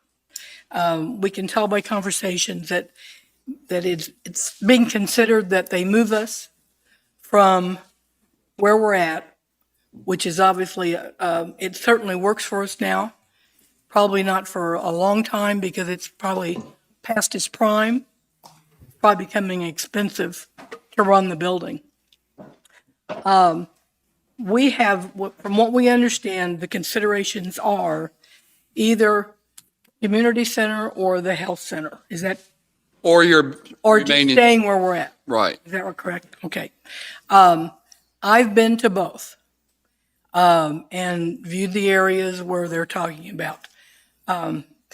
It would appear that the community center would be the place for us to go. One of the problems is, probably the most primary thing, is the safety of the people that come there. And I'm talking about 2 people that walk to the center. And one of the gentlemen, you probably know who I'm talking about. He has a seeing-eye dog. Well, he is a certain person that comes every day. He needs to come there, and he would not have the ability to walk over that railroad track where there's no sidewalks, and then he would have to be on that main road where there's no sidewalks with a dog. We really think that's really a dangerous thing for him to even think about doing. Then we talk about the kitchens. Right now, we have a kitchen that has our prep tables, has a freezer, a refrigerator, dishwasher, lots of storage, a steam table, and we have a warmer. Sometime in the next week or two, Ottawa will be changing the way that they bring the food to us. In other words, right now, all food is brought in a pre-sealed box. And this is something that they used to do. This was before Right. I ever came. And they're going to be going back to that. In other words, it'll be bulk food, excuse me. Are you going to do bulk fuel, the bulk full food going to be, that's a tough word for me. Yeah, it is. Is it going to be for the entire county? Or are you going to prepare it and put it, The entire county will not, now we will only do you're only for doing, what we do for Pleasanton. Okay. And for Lacine. We take care Okay. of Lacine and Pleasanton. okay, So we will be getting bulk food, putting it into the containers and then sealing it. right. I don't know when that's going to happen. For most of Linn County, it's supposed to happen Wednesday. For us, they're having to order one of those sealing machines. I think they call them an Oliver. Okay. Okay. And really, the thing I think we should consider is the fact that this is not just about having lunch. I mean, yes, is it a nutritious meal, and do we want to offer that for our seniors? Certainly we do. But it's more than that. This is about people being able to communicate with each other, come in, have a conversation, and we talk about everything. Well, almost everything. And now we're starting after lunch on Wednesdays, we're starting to play cards. We play, not poker. But we're going to play, and they're currently already doing this, playing pitch. And that keeps these people a little bit longer into this building. As a daily count, we have an average of 10 people a day. And then once a month at least, that's when we play our bingo, we'll have 20 to 22 people. Now, when you look at that and you understand the way that people have to be spaced, the area in the health center just would not accommodate that. In our minds, and we've had obviously discussions about this, the area that is necessary when we have a really large crowd, even when we have just 10 people and we are spaced accordingly, you would be taking way too much of your space out of the health center. That health center was designed for them. And for the future, because I'm sure everybody thinks we're going to grow. And our hope is, with the center, we're going to grow that too. We're getting more people in from time to time. And I think the more we discuss it, we'll have more people coming in there. So we're not talking about just the need for today. We're talking about a need down the road. So, is there anything No, like I said, basically, this is for socializing.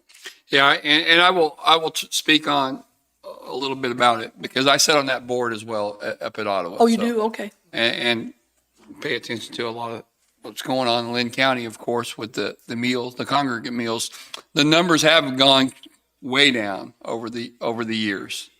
Down so much that the Lacine one, we just quit congregate meals because we were down to one person and we were paying someone, a site manager, to be there 2 hours a day or whatever the minimum number of hours, which was costing way more than the meal cost for the one person that came. So that's why everything in Lacine is driven and delivered right now from Ottawa, and I guess it'll be delivered from Pleasanton here soon.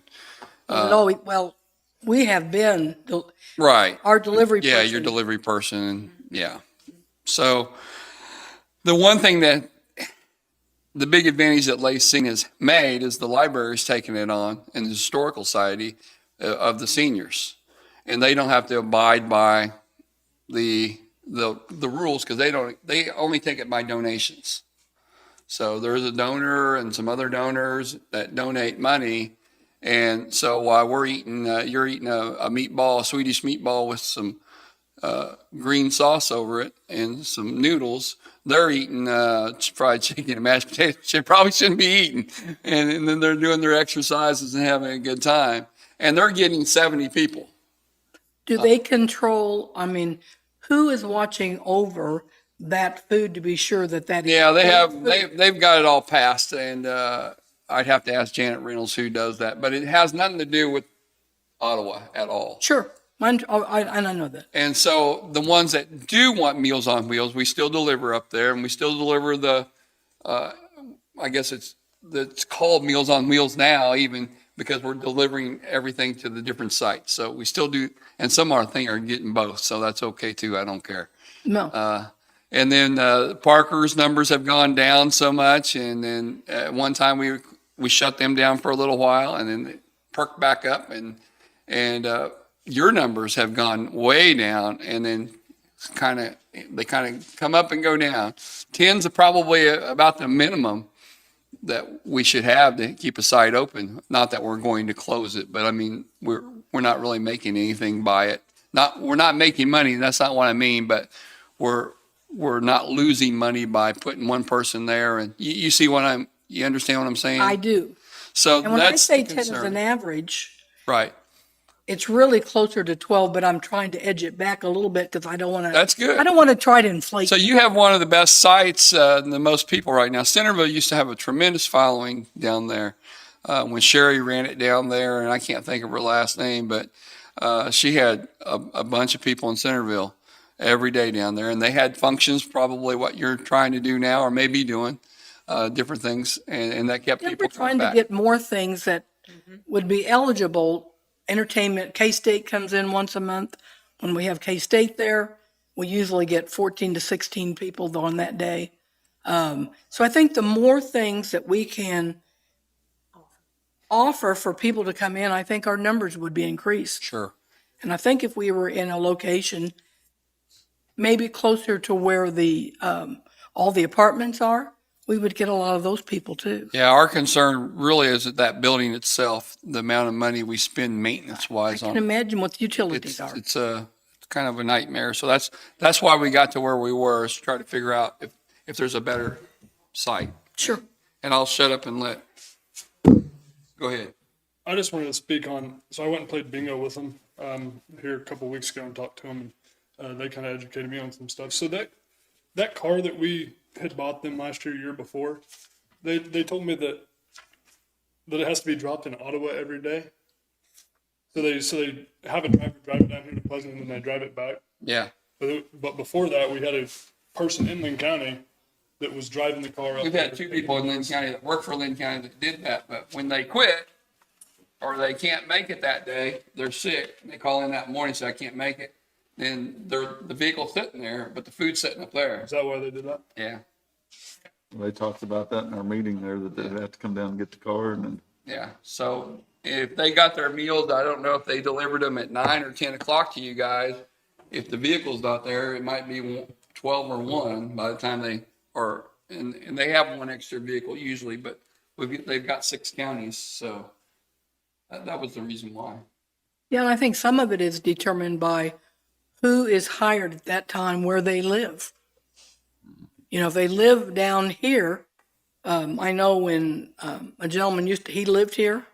Well, I remember lived in Pleasanton. Well, he kept the van down here so that he wasn't using his own time and gasoline to get up there. Right. Currently, they have somebody that works up there. So it makes sense that they would, I'm assuming that's why they do that. Okay. And we all hate that word, so. Yeah. And so what's your proposal now? What are you recommending for your center? I would recommend that if you're going to move us, No, just what's your recommendation? I think we should go to the community center. Okay. I think there's already facilities there. There is a kitchen there. We could add a few, I don't know what the expense would be to maybe expand that kitchen a little bit. But I don't think that we notified the city when we were doing this. The meals were already prepared. Okay. So we've never talked to them about the kitchen at all, have you? Me and Rick we went in there and he kind of laid everything out because he knew what needed to happen. And so there is a room in there that since we've been talking about it, they've continued to try to go ahead and finish it up, and they have. So they got one room in the back finished completely, where I think that's where Rick had talked to April Upnauer and Teresa Whitaker. They were in the meeting. We just kind of showed up there when they had air conditioner problems, and we were all there, so we went over there. There's a room in the back on the north side of the building that would work for their whole kitchen, and they can lock it up. And then we talked about, over in the safe area. You mean for us to bring stuff over to start a kitchen? To, have our refrigerators, whatever, and they can lock. So every day they leave, they lock it up, so no one messes with them. Room for it. They've got quite a bit of equipment. Right. We have things that could be moved. It's pretty big. Definitely things. Is like the food warmer, the prep table, the steam table. We would have to have something, either metal shelves or something for our storage. Right. But there are several things, the dishwasher, the steam table. I don't know if you can move those 3 sinks. I don't know. And if Rick and I can go back in there and take a look and kind of get measurements and stuff too, and I told Teresa that if we were to move forward with it. But you haven't talked to them about using their kitchen, right? Their kitchen's too small. Their kitchen's in the middle of the building. Yeah. And the problem with that is because in that front part of the building, they rent it out. So if they're in there eating, and then there's like a wedding party or a funeral comes over, they'll join in. They don't care. No, just kidding. Yeah, we can just eat with them. But so the only thing they would be, sharing with the community center would be the bathroom itself. And they talked about, toiletries and stuff like that, part of the rent, however we discuss that. So we'll work on it some more. Thank you. And maybe if you go over that way and you're not too busy, you can go over and look at the area he's talking about with him.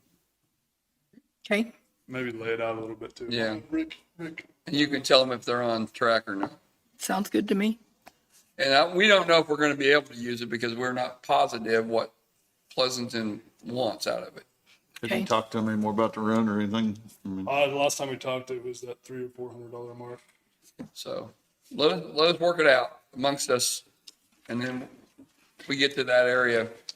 Well, obviously, we appreciate your time, and I know you'll give us our consideration We because will. that's, Definitely. I got, Thank you. I got one more thing. So what, beyond the Meals on Wheels, what does the Area of Aging, what do they provide? So do you have the pamphlets and everything that Area on Aging provides assistance to? at the center we do. Okay, so they've got it You all. got everything you got, you guys are aware of all that? Yeah, they leave them up on the table. Yeah.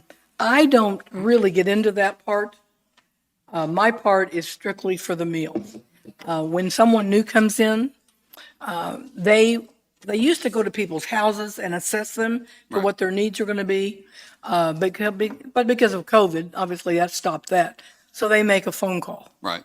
and they assess these people. And then if there's something other than food, then they just let us know how many meals they're going to have. I'm talking about the deliveries, right? How many meals do they want? 1 meal a week? Most of them take 5 meals a day, but probably a third of them also take frozens. They'll take a frozen for the weekends. Some people take 4. So when they assess the person, they kind of let them know what their Area of Aging does for them. That's correct.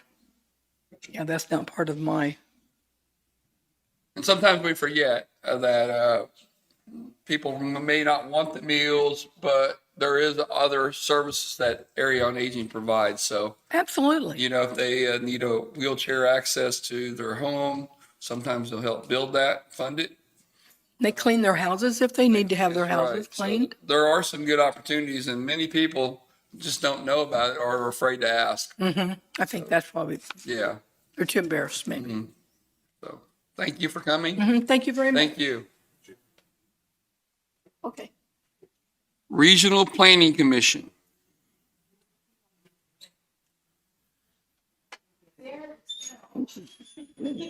That sounds good. Yeah, yeah. Can't show you that. It's food.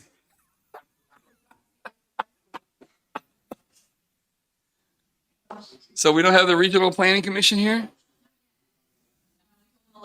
Oh, yeah, it does say 11 here. Do you want to come up and talk about anything? Come on. And then we'll go into this Tisha thing. Okay, so since we are done handing out CDBG funds, we're going to start working on closeout forms. Okay. So today I need you to sign, it'll be one form for each business. It's closeout certificate for each business. It tells how much they got, how many employees they have, how many FTE they have, whether we approved them or not, which we did, how they retain jobs, things like that. So that'll go in the official grant file. Is that just for me to sign? Mm-hmm. So Yep. read it and somebody can make a motion.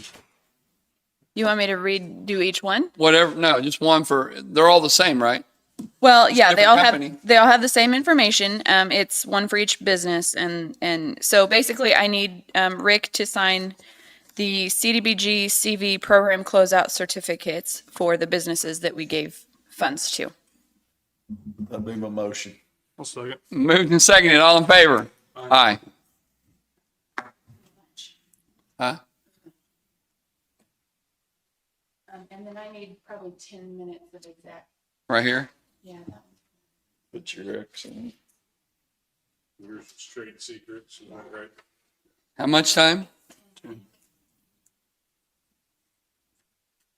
What's this? That one too? No.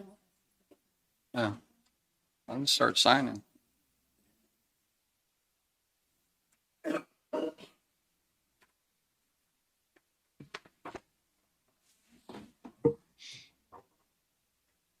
And then Matt, I think, is going to come, and he's going to talk about any grant opportunities that I'm excited about from regional planning. Will we be excited? I don't know why you wouldn't. All right. Because there's a percentage we got to pay. That'd be the reason why.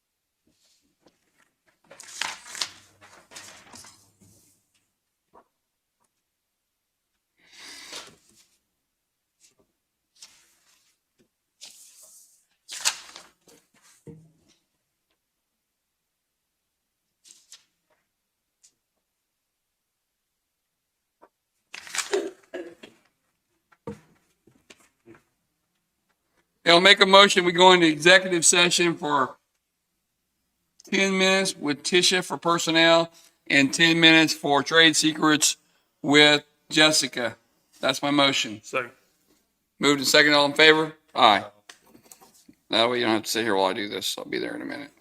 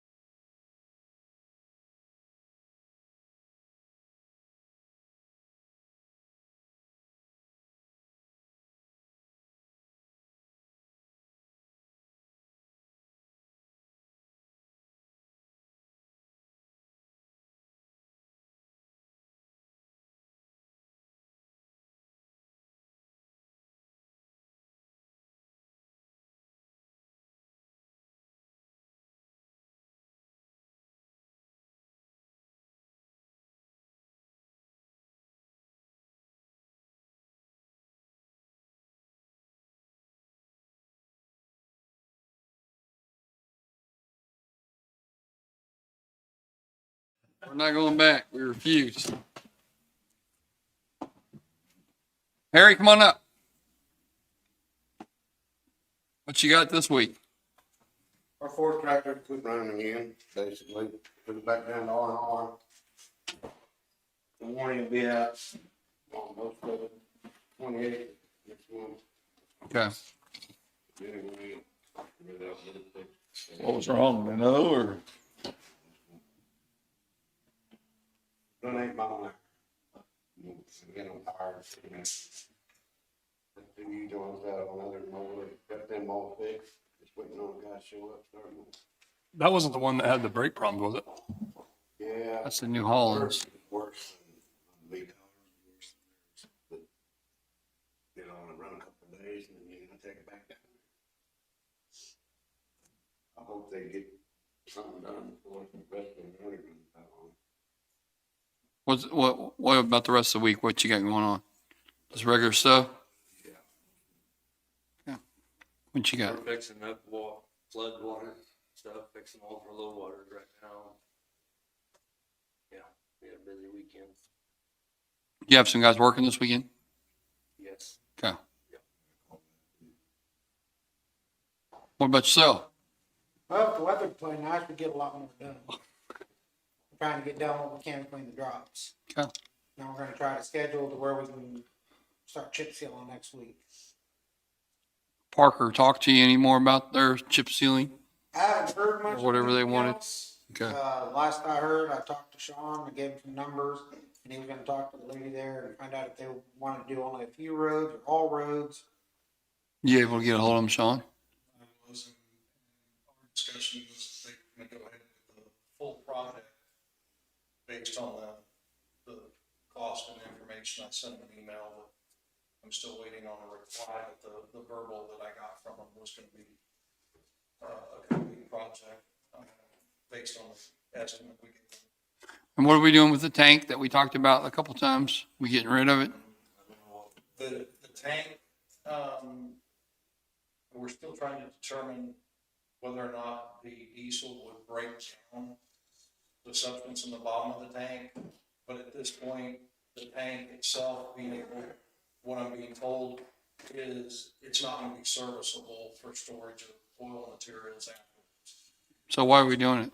But I'm gonna start the process of looking to see what we have to do with the liner in it and what the liner is, material wise, and what we have to do to finish getting rid of the tank. Okay. All right. You guys got anything for us? Those are fixed, you know. Lower definition. Okay. Mike had some, or just a comment about the fair coming up, and that we normally would provide, some equipment after the tractor pull to clean up down there. I think you said a roller or something. We use a roller during the tractor pull. Usually use a blade to cut the track. And then we need dumpsters down there. So do you guys volunteer, a guy volunteer in your department, or how's that work? Running the equipment? Usually do it, Oh, you do it? usually. Oh, that's nice of you. Have been. There you go. We used to just go down and do it, and then we was told we need to come ask you. Because we're not technically clocked in, but we're more or less doing our time. Okay. Only county employees run. Right. I mean, I have no issue for it. I mean, I appreciate you guys. I don't either. taking your time. Is that something you want to do? The last time I hung here, just If I get somebody to run blade or something. Okay.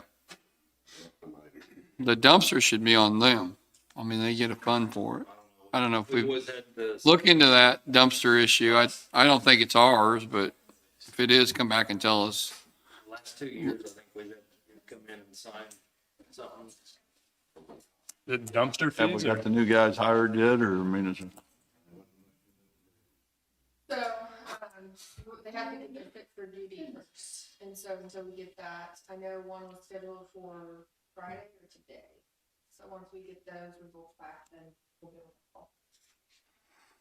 Anybody broken, physical wise, they can't work? I've got 2 on vacation. What about you? No, You're all up? my one guy come back this week. You have any applications for your mechanic, or have you?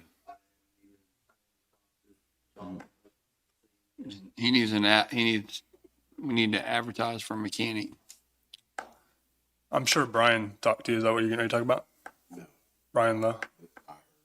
Oh, okay. Well, he sent me a few videos over the weekend of that whole mess again. It's kind of just been pushed down the line.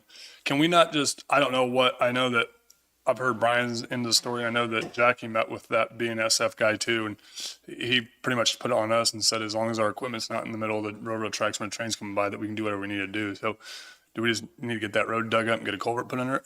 Sean was saying 50 foot off center track. That's what Brian had told me, and I think that's what Jackie had told me too. But but they didn't. From my understanding, I get that card unless Jackie had it in his office. I don't know unless you got a contact for this guy that Jackie met through BNSF. But I know Brian Lowe has his phone number too. Maybe we can get a hold of him and just verify. And they kind of put it on us. They said, well, if you're not interfering with the middle of the track, do whatever you guys need to do. But they said they're not going to replace the culvert. So I mean, it's on us. So. Well, I don't want to bring the other ones out. It's so close to the track. You're bringing us up. Is there a way we can just We just need to come back and then slope it back into the? come back 50 feet. I got pictures of it too if you guys want to see it. The back end is pretty well flooded today. So there's a culvert that goes right through here across the tracks. So this is all. I went out and hand dug it one time by hand because Brian called me a few times and wasn't very happy. So it's pretty far underground now. So you're gonna work on that? Get it okay, and then we do this. Okay. You got anything else for us? Sean, you got anything about road crew stuff? A few items, yes. But they're just updates. What about, make sure you get with him about budgets, okay? I don't know if Jackie did your budgets or what that scenario was, but you need to talk to Sean. And Sean, what information he gets from you in last year's budget, and he gets to talk to David, that'll help get these budgets in. So if there's something that you didn't get last year that you really wanted for a long time, or something you don't need, make sure he knows all that information. So we don't go next year and somebody's like, I need this, and I don't have it. And we don't have the money for it because we didn't budget for it. As far as that tractor, Harry, is that something that we should go ahead and get it warranted, get it fixed, and then get rid of it, or what? Yeah, it is? is that the New Hollands? Yeah. Yeah, you've been complaining about them since day one. All things done. It's dev system. That's what it's been the whole time. Well, I've never seen it. So just lose the RPM and don't run. Go to the limit. Guns limp. My truck does it all the time, so I forget to put it in. That's a Ford too, isn't it? Yeah. Never had a problem with the Ford. They've been all great. I just like the massaging seats. Yeah. I know there's something else, but But they probably haven't been able to do much out there at the landfill, huh, Sean? Digging wise and moving dirt, and it's been pretty muddy, pretty wet. The project is waiting on the surveyors to come out and finish up the final survey. My understanding that was gonna happen, weather permitting, in the near future, and then we will be closing out the project Okay. and moving over to the airport. All right. What else you got, Sean? I get, You guys can leave if you want. You can stay if you want. I can't think of nothing else I've got. I'm sure there's something else. I guess the only thing I'd have is to put a culvert in over at Parker Friday. And there's a field entrance right next to it. Do I need any kind of special to put another, carry the water west?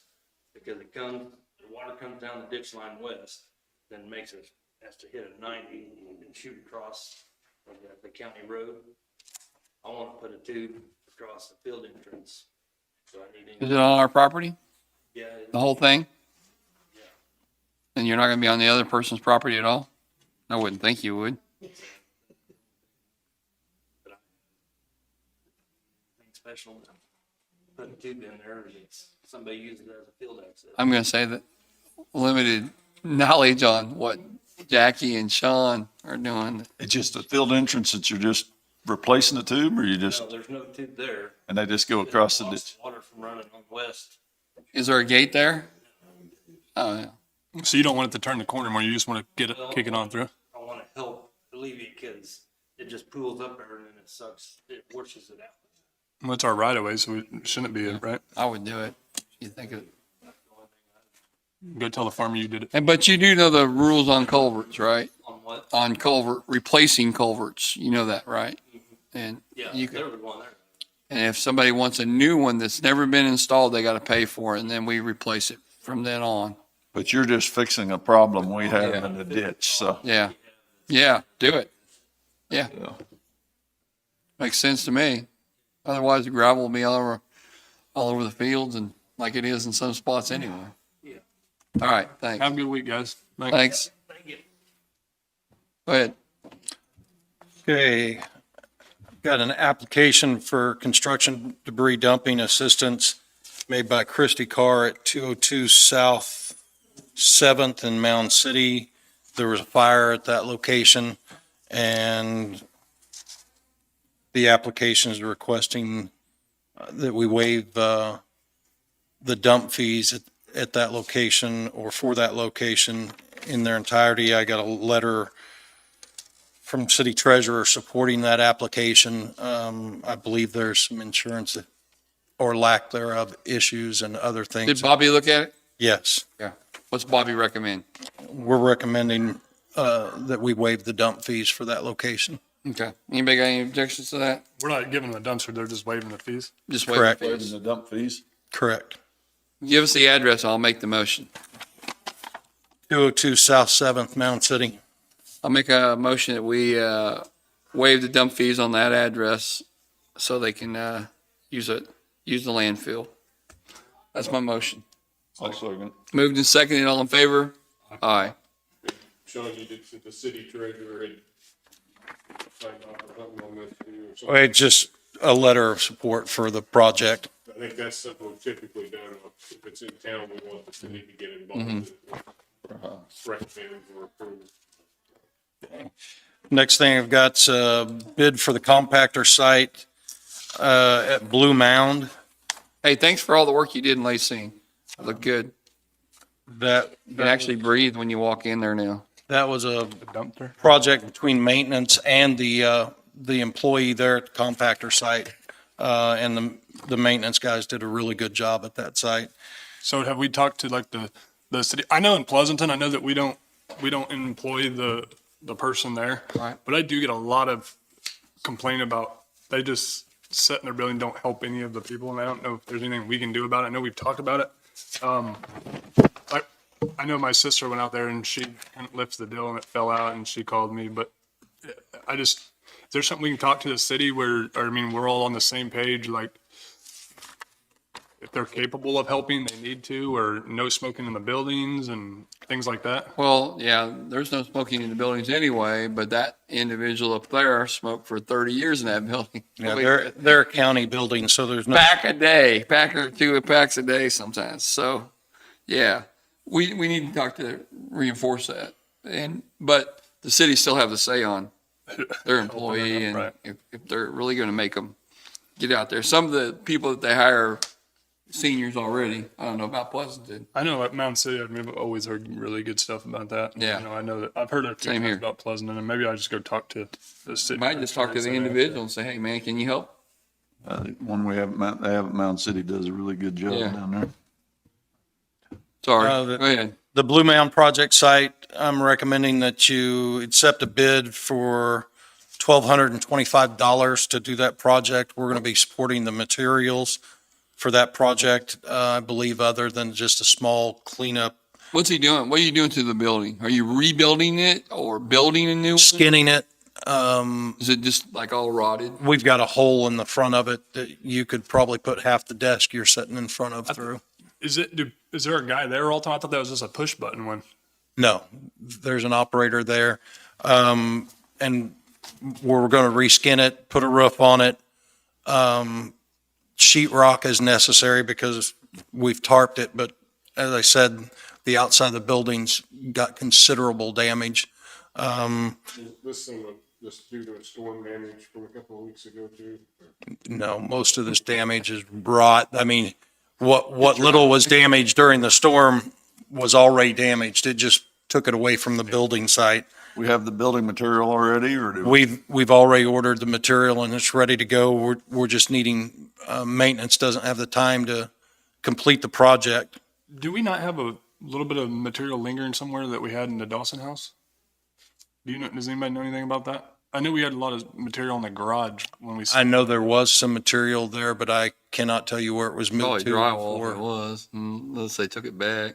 Maybe that's a Rick Castle's question or something. We did have a bunch. I know that Jackie said there was a bunch. Why don't you check with Rick Castle on that and see if there's any lumber that we may need, or drywall even, if you're gonna do drywall down there. And this bid, this is the only written bid I've been able to receive. The only other bid I received on this was verbal, and it was twice the cost. So. So did you put an ad in the newspaper for it and stuff, or no? No, we've been phoning, not only on this, but on the Lacine Senior Center project. Rick and I have been searching out contractors and trying to find ones that are, one, willing to look at the project, and two, Have you found any up there yet? I've got 3 looking at it Okay. now, one that's walked the project and 2 more that accepted emails on the project, with the bid specs and stuff, so that they can get back to me this week and tell me whether or not they want to walk the site. I can get with you after this, and I might have a few guys that, I got a vendor list that have a lot of that stuff on it too. I can give it to you. And you What's the acceptable practice to do this for us? We should have put bids out if you're gonna contract it out for, Okay. put an ad in the paper. We have to do that. I mean, that's the right thing to do. I would just tell this gentleman to hold off on it and try to get the ad in. I don't know if we can get it. Barb, is there any way to get an ad in today? It can go in this week's paper. It will or won't? Can. Okay, it can. Okay, Give us the info by 9 o'clock tomorrow morning, you can get it in. I can make that. Update on Zachary Road Bridge and the bridge on, Nothing but problems. 1950 west of Solwalter. I've been in contact with Peppercorn. We're in the early stages of working on those projects. And I've also requested information on projects that Jackie left a list for. I've seen the emails. I haven't got to look through them, but they have sent back the emails on his project lists and where those are at. Along with those projects from them, I sent emails out to all of the other project, I guess, leaders that he left me to get an update on all of those projects and get some details about where those projects are at and what's still pending. The maintenance agreement was signed on the landfill loader that we discussed last week, and it was returned. I did check. They don't support a fleet contract at this time. They do one piece of equipment at a time based on the needs of that piece of equipment. The airport, I'm meeting with Lonnie Martin tomorrow to look at the entrance for the trucks. There's some concern. We talked about maybe some gravel coming off of the hardball to the new taxiways to keep utilities from being covered. After he spoke to the trucking company that is going to support that project, there was concern that turning that many trucks in that tight a pattern is going to tear up the hardball or asphalt in that area, and we're going to look at an alternative route to come into that project from the roadway so that we don't do more damage to the existing infrastructure. Also at the airport. I'm sorry, Sean, where was that at? Airport. At the airport? Yeah, the taxiways that are going to be under Gotcha. construction here shortly.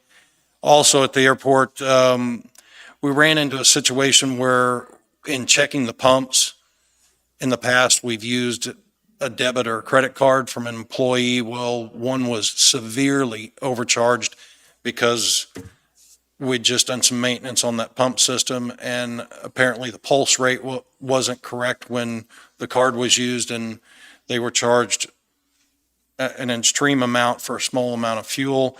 I would recommend that we get a credit card assigned to the airport or the general fund so that we can stop using personal cards to check that card machine out there, which is checked periodically. We do have a card on its way for Joyce Public Works. It's been ordered, it just hasn't come in yet. Mm-hmm. So that would probably be one that could be used, so it would at least be a county card. Yeah, we need to get away from the personal cards being used out there. Okay.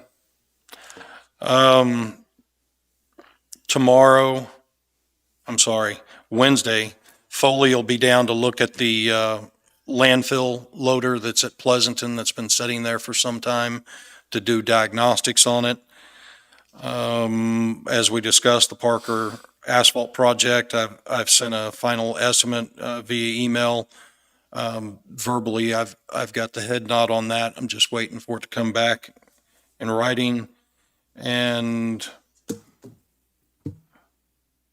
I've talked to Mike Nation. We're going to do some work at the park, and instead of redoing some roads, we're going to use the rock savers on the gravel roads leaving the main camp area when he has time to the horse camp and to that back boat ramp. And we're just going to try to salvage the roads and level them out there as well.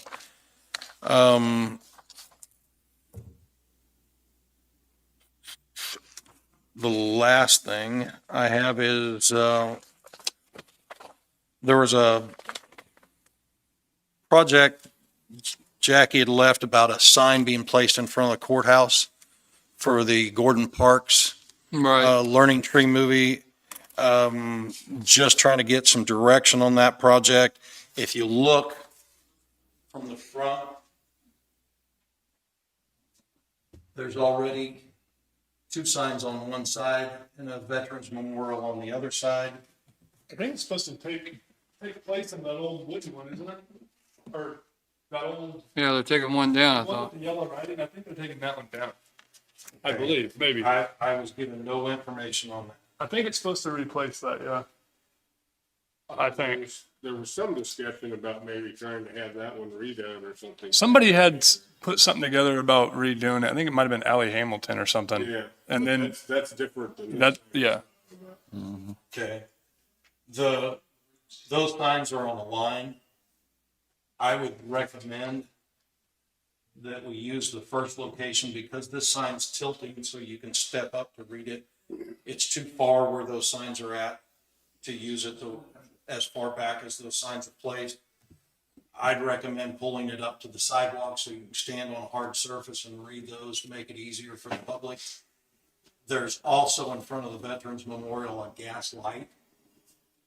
So if that gas line does run and interfere with that first location, we just move it around to the side of the sidewalk as you pass that first east-west sidewalk. You go towards the courthouse, you turn and view the sign from there. Isn't the Historic Society or somebody doing all that? We don't have anything to do with that, right?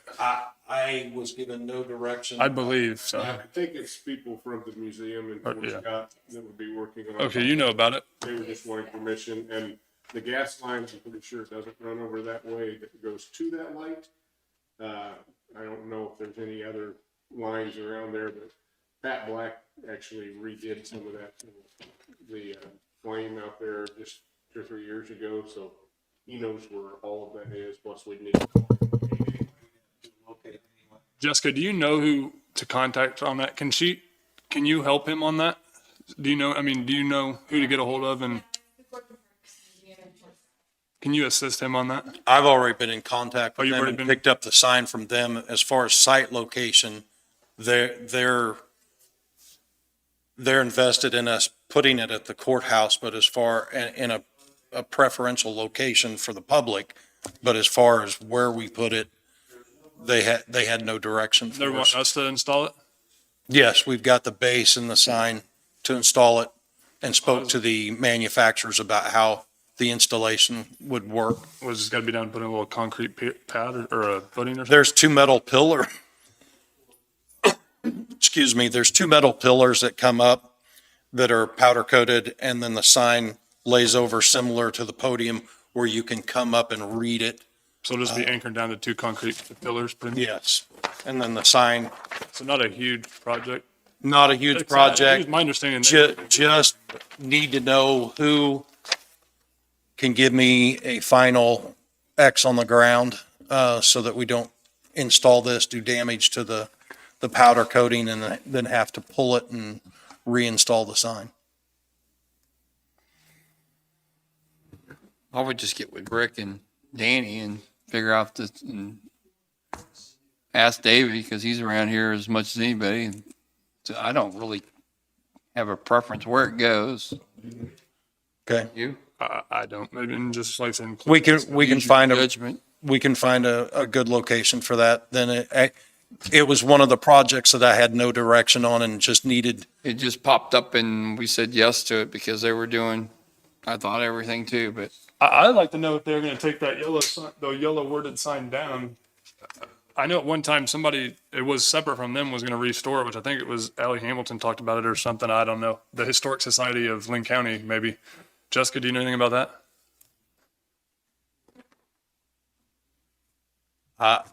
I'm good with that. That's all I've got. That's it?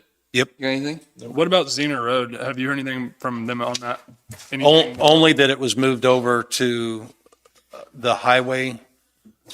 From the contact I had, it was moved over to them, and I have not sent them a letter or an email to, or made a phone call to find out where that project's at.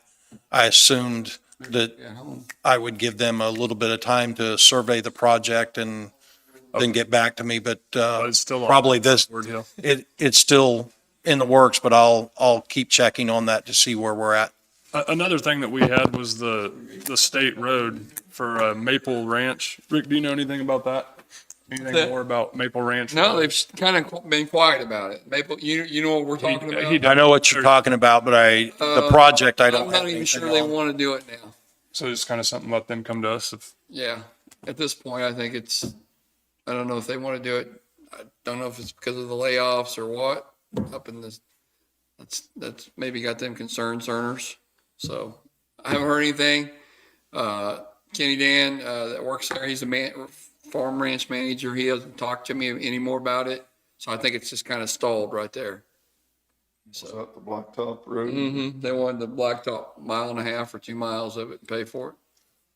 Yeah, Should've that gone. was not on the project list. And like I said, this weekend I went over the project list that was left to me and sent out emails to everybody asking for updates and give me details on the projects and where it's at, so we could get prepared to turn these projects over or reevaluate these projects and see where they're at and try to get them moving again. Do you have his contact information? No, I do not. I can give it to you when we're done. I can definitely send out or make a phone call and try to find out where they're at with it. Okay. Thank you. Thank you. Regional Planning Commission. Thanks for staying. Okay, so this is Matt Godinez. He's from the Regional Planning Commission. He's the director, and he's going to talk about the new SBA Navigator grant. We had a Zoom call about this last week, and we're interested in doing this on a regional level. So Matt can tell you all about it. Thank you for having us again. So with the Regional Planning Commission, we've really been focusing on getting as much programming that we can out during post-pandemic with the CARES Act funds that came out and things of that nature. From that, the SBA has came up with a Community Navigator program. So what we're looking for, they break it down by certain levels. What the Regional Planning Commission is hoping to do is that we will become a hub, and it's called a hub and spoke model. So, and then we'll just break it out. We want all 12 counties to be spokes in it. We're also going to be working with the SEK Prosperity Foundation and Project 17 and SEK Inc. What that is really enables us to bring the programming in and really distribute it out. Now, each county, though, is going to get to decide how they spend anywhere between $50 to $100,000, depending on if we win the grant, over a 2-year period. Talking with Jessica, there might be some entrepreneurship opportunities, like kind of an entrepreneurship center, whether that's just programming that we bring in, workshops, an incubator, things like that. Each county will get to decide of how they spend their individual funds. So if we can get all 12 counties, outstanding. That's what we're looking for. So that way we can, when we're writing the grant to the SBA, that's really what we're looking to do. So the only thing the counties have to do at this time, we still have to write the grant, we're actually writing it right now, is to get a memorandum of understanding, an MOU, that you are a participating county, that you will do the programming that you set forth to do, and that you'll provide data to us so we can report back to SBA on how their money's being spent. So there's no match or anything like that, no monetary anything. It's just really that you will execute the program on your end and give us the data. And can you go into a little bit of detail of what the program's about? What's it? Sure. So SBA has really been trying to get out kind of boots on the ground of how we're going to be dealing with small business owners. And this fund is what it's actually supposed to do. So people like Jessica on the local level can bring in maybe people from SBA, maybe people from Commerce, maybe bring in someone else for more training, or even, so say for example, if you have some smaller businesses that really are at home, but they could be raised to more of a storefront status by getting an incubator, maybe computers, which you need, printers, things that they don't have at home, but they could utilize it to grow their business. You really get to be pretty creative on the things that you do. You could go all workshops, about bringing in maybe QuickBooks, things like that, what business owners need. You guys get to be creative on that part.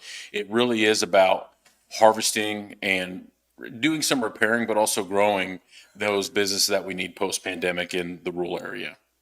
And those classes would be, if we was to do a program like that, say for QuickBooks, that would be free to the Linn County residents. Is that true?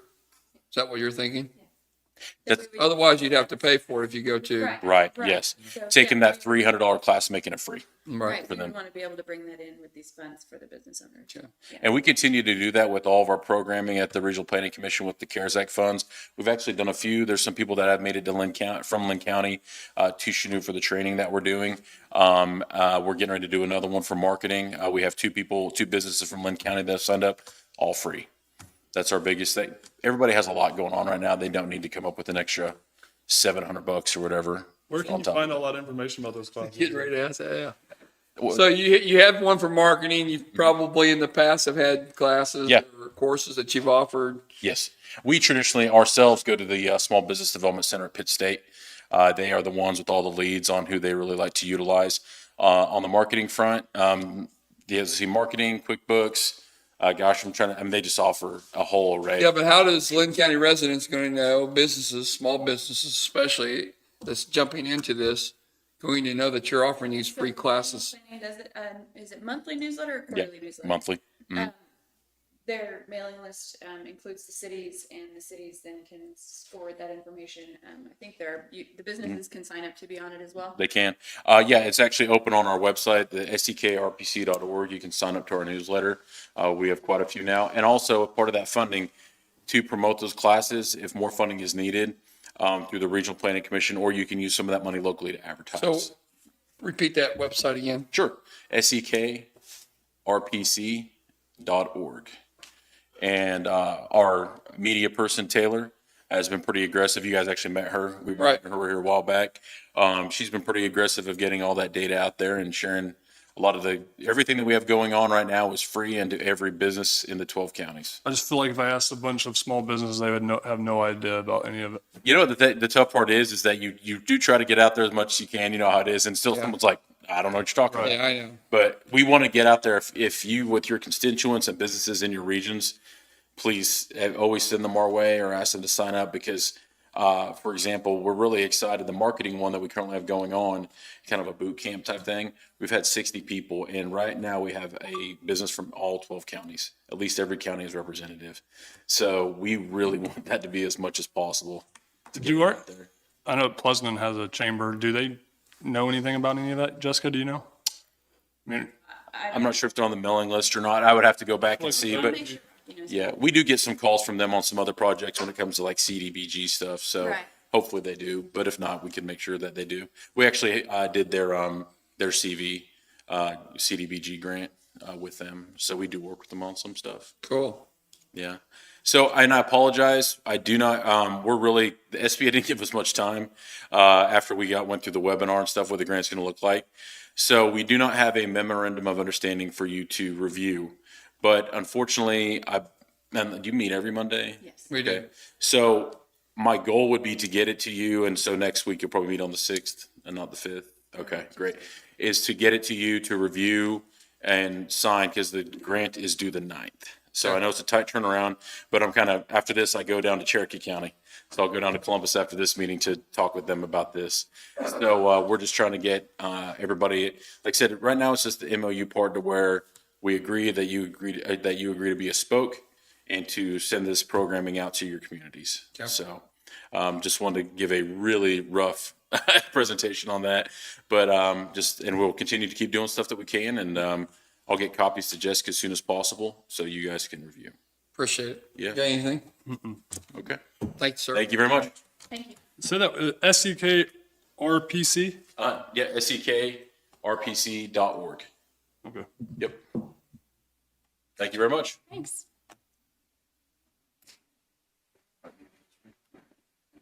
Mike, we're down to you. You want to make a speech? Donations. So, on that small business, most of these business owners, they're borrowing money locally.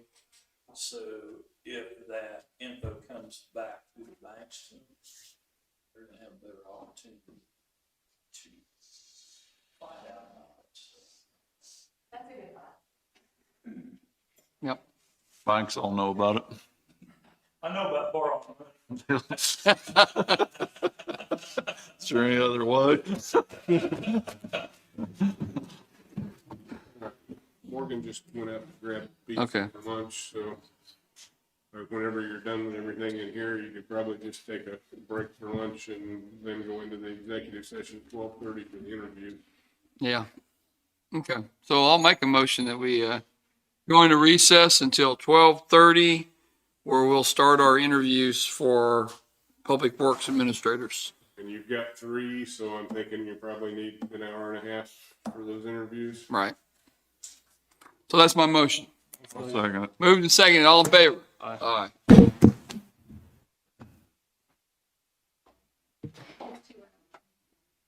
Yeah.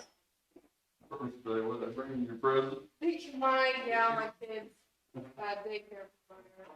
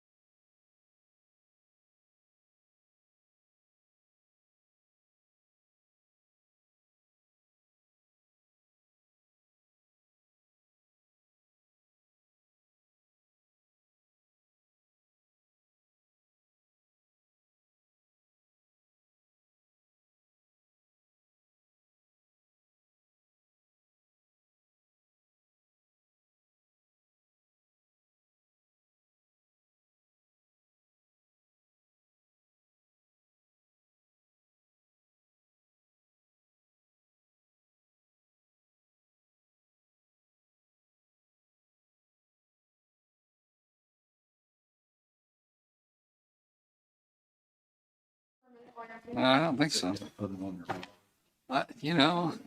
That's pretty though. 21-piece colored printer.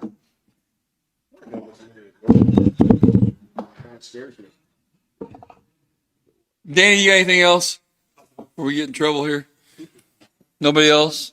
See you next Tuesday. That's what we're doing? Tuesday at 9. Make a motion, we adjourn. Moved and second, all in favor? Aye.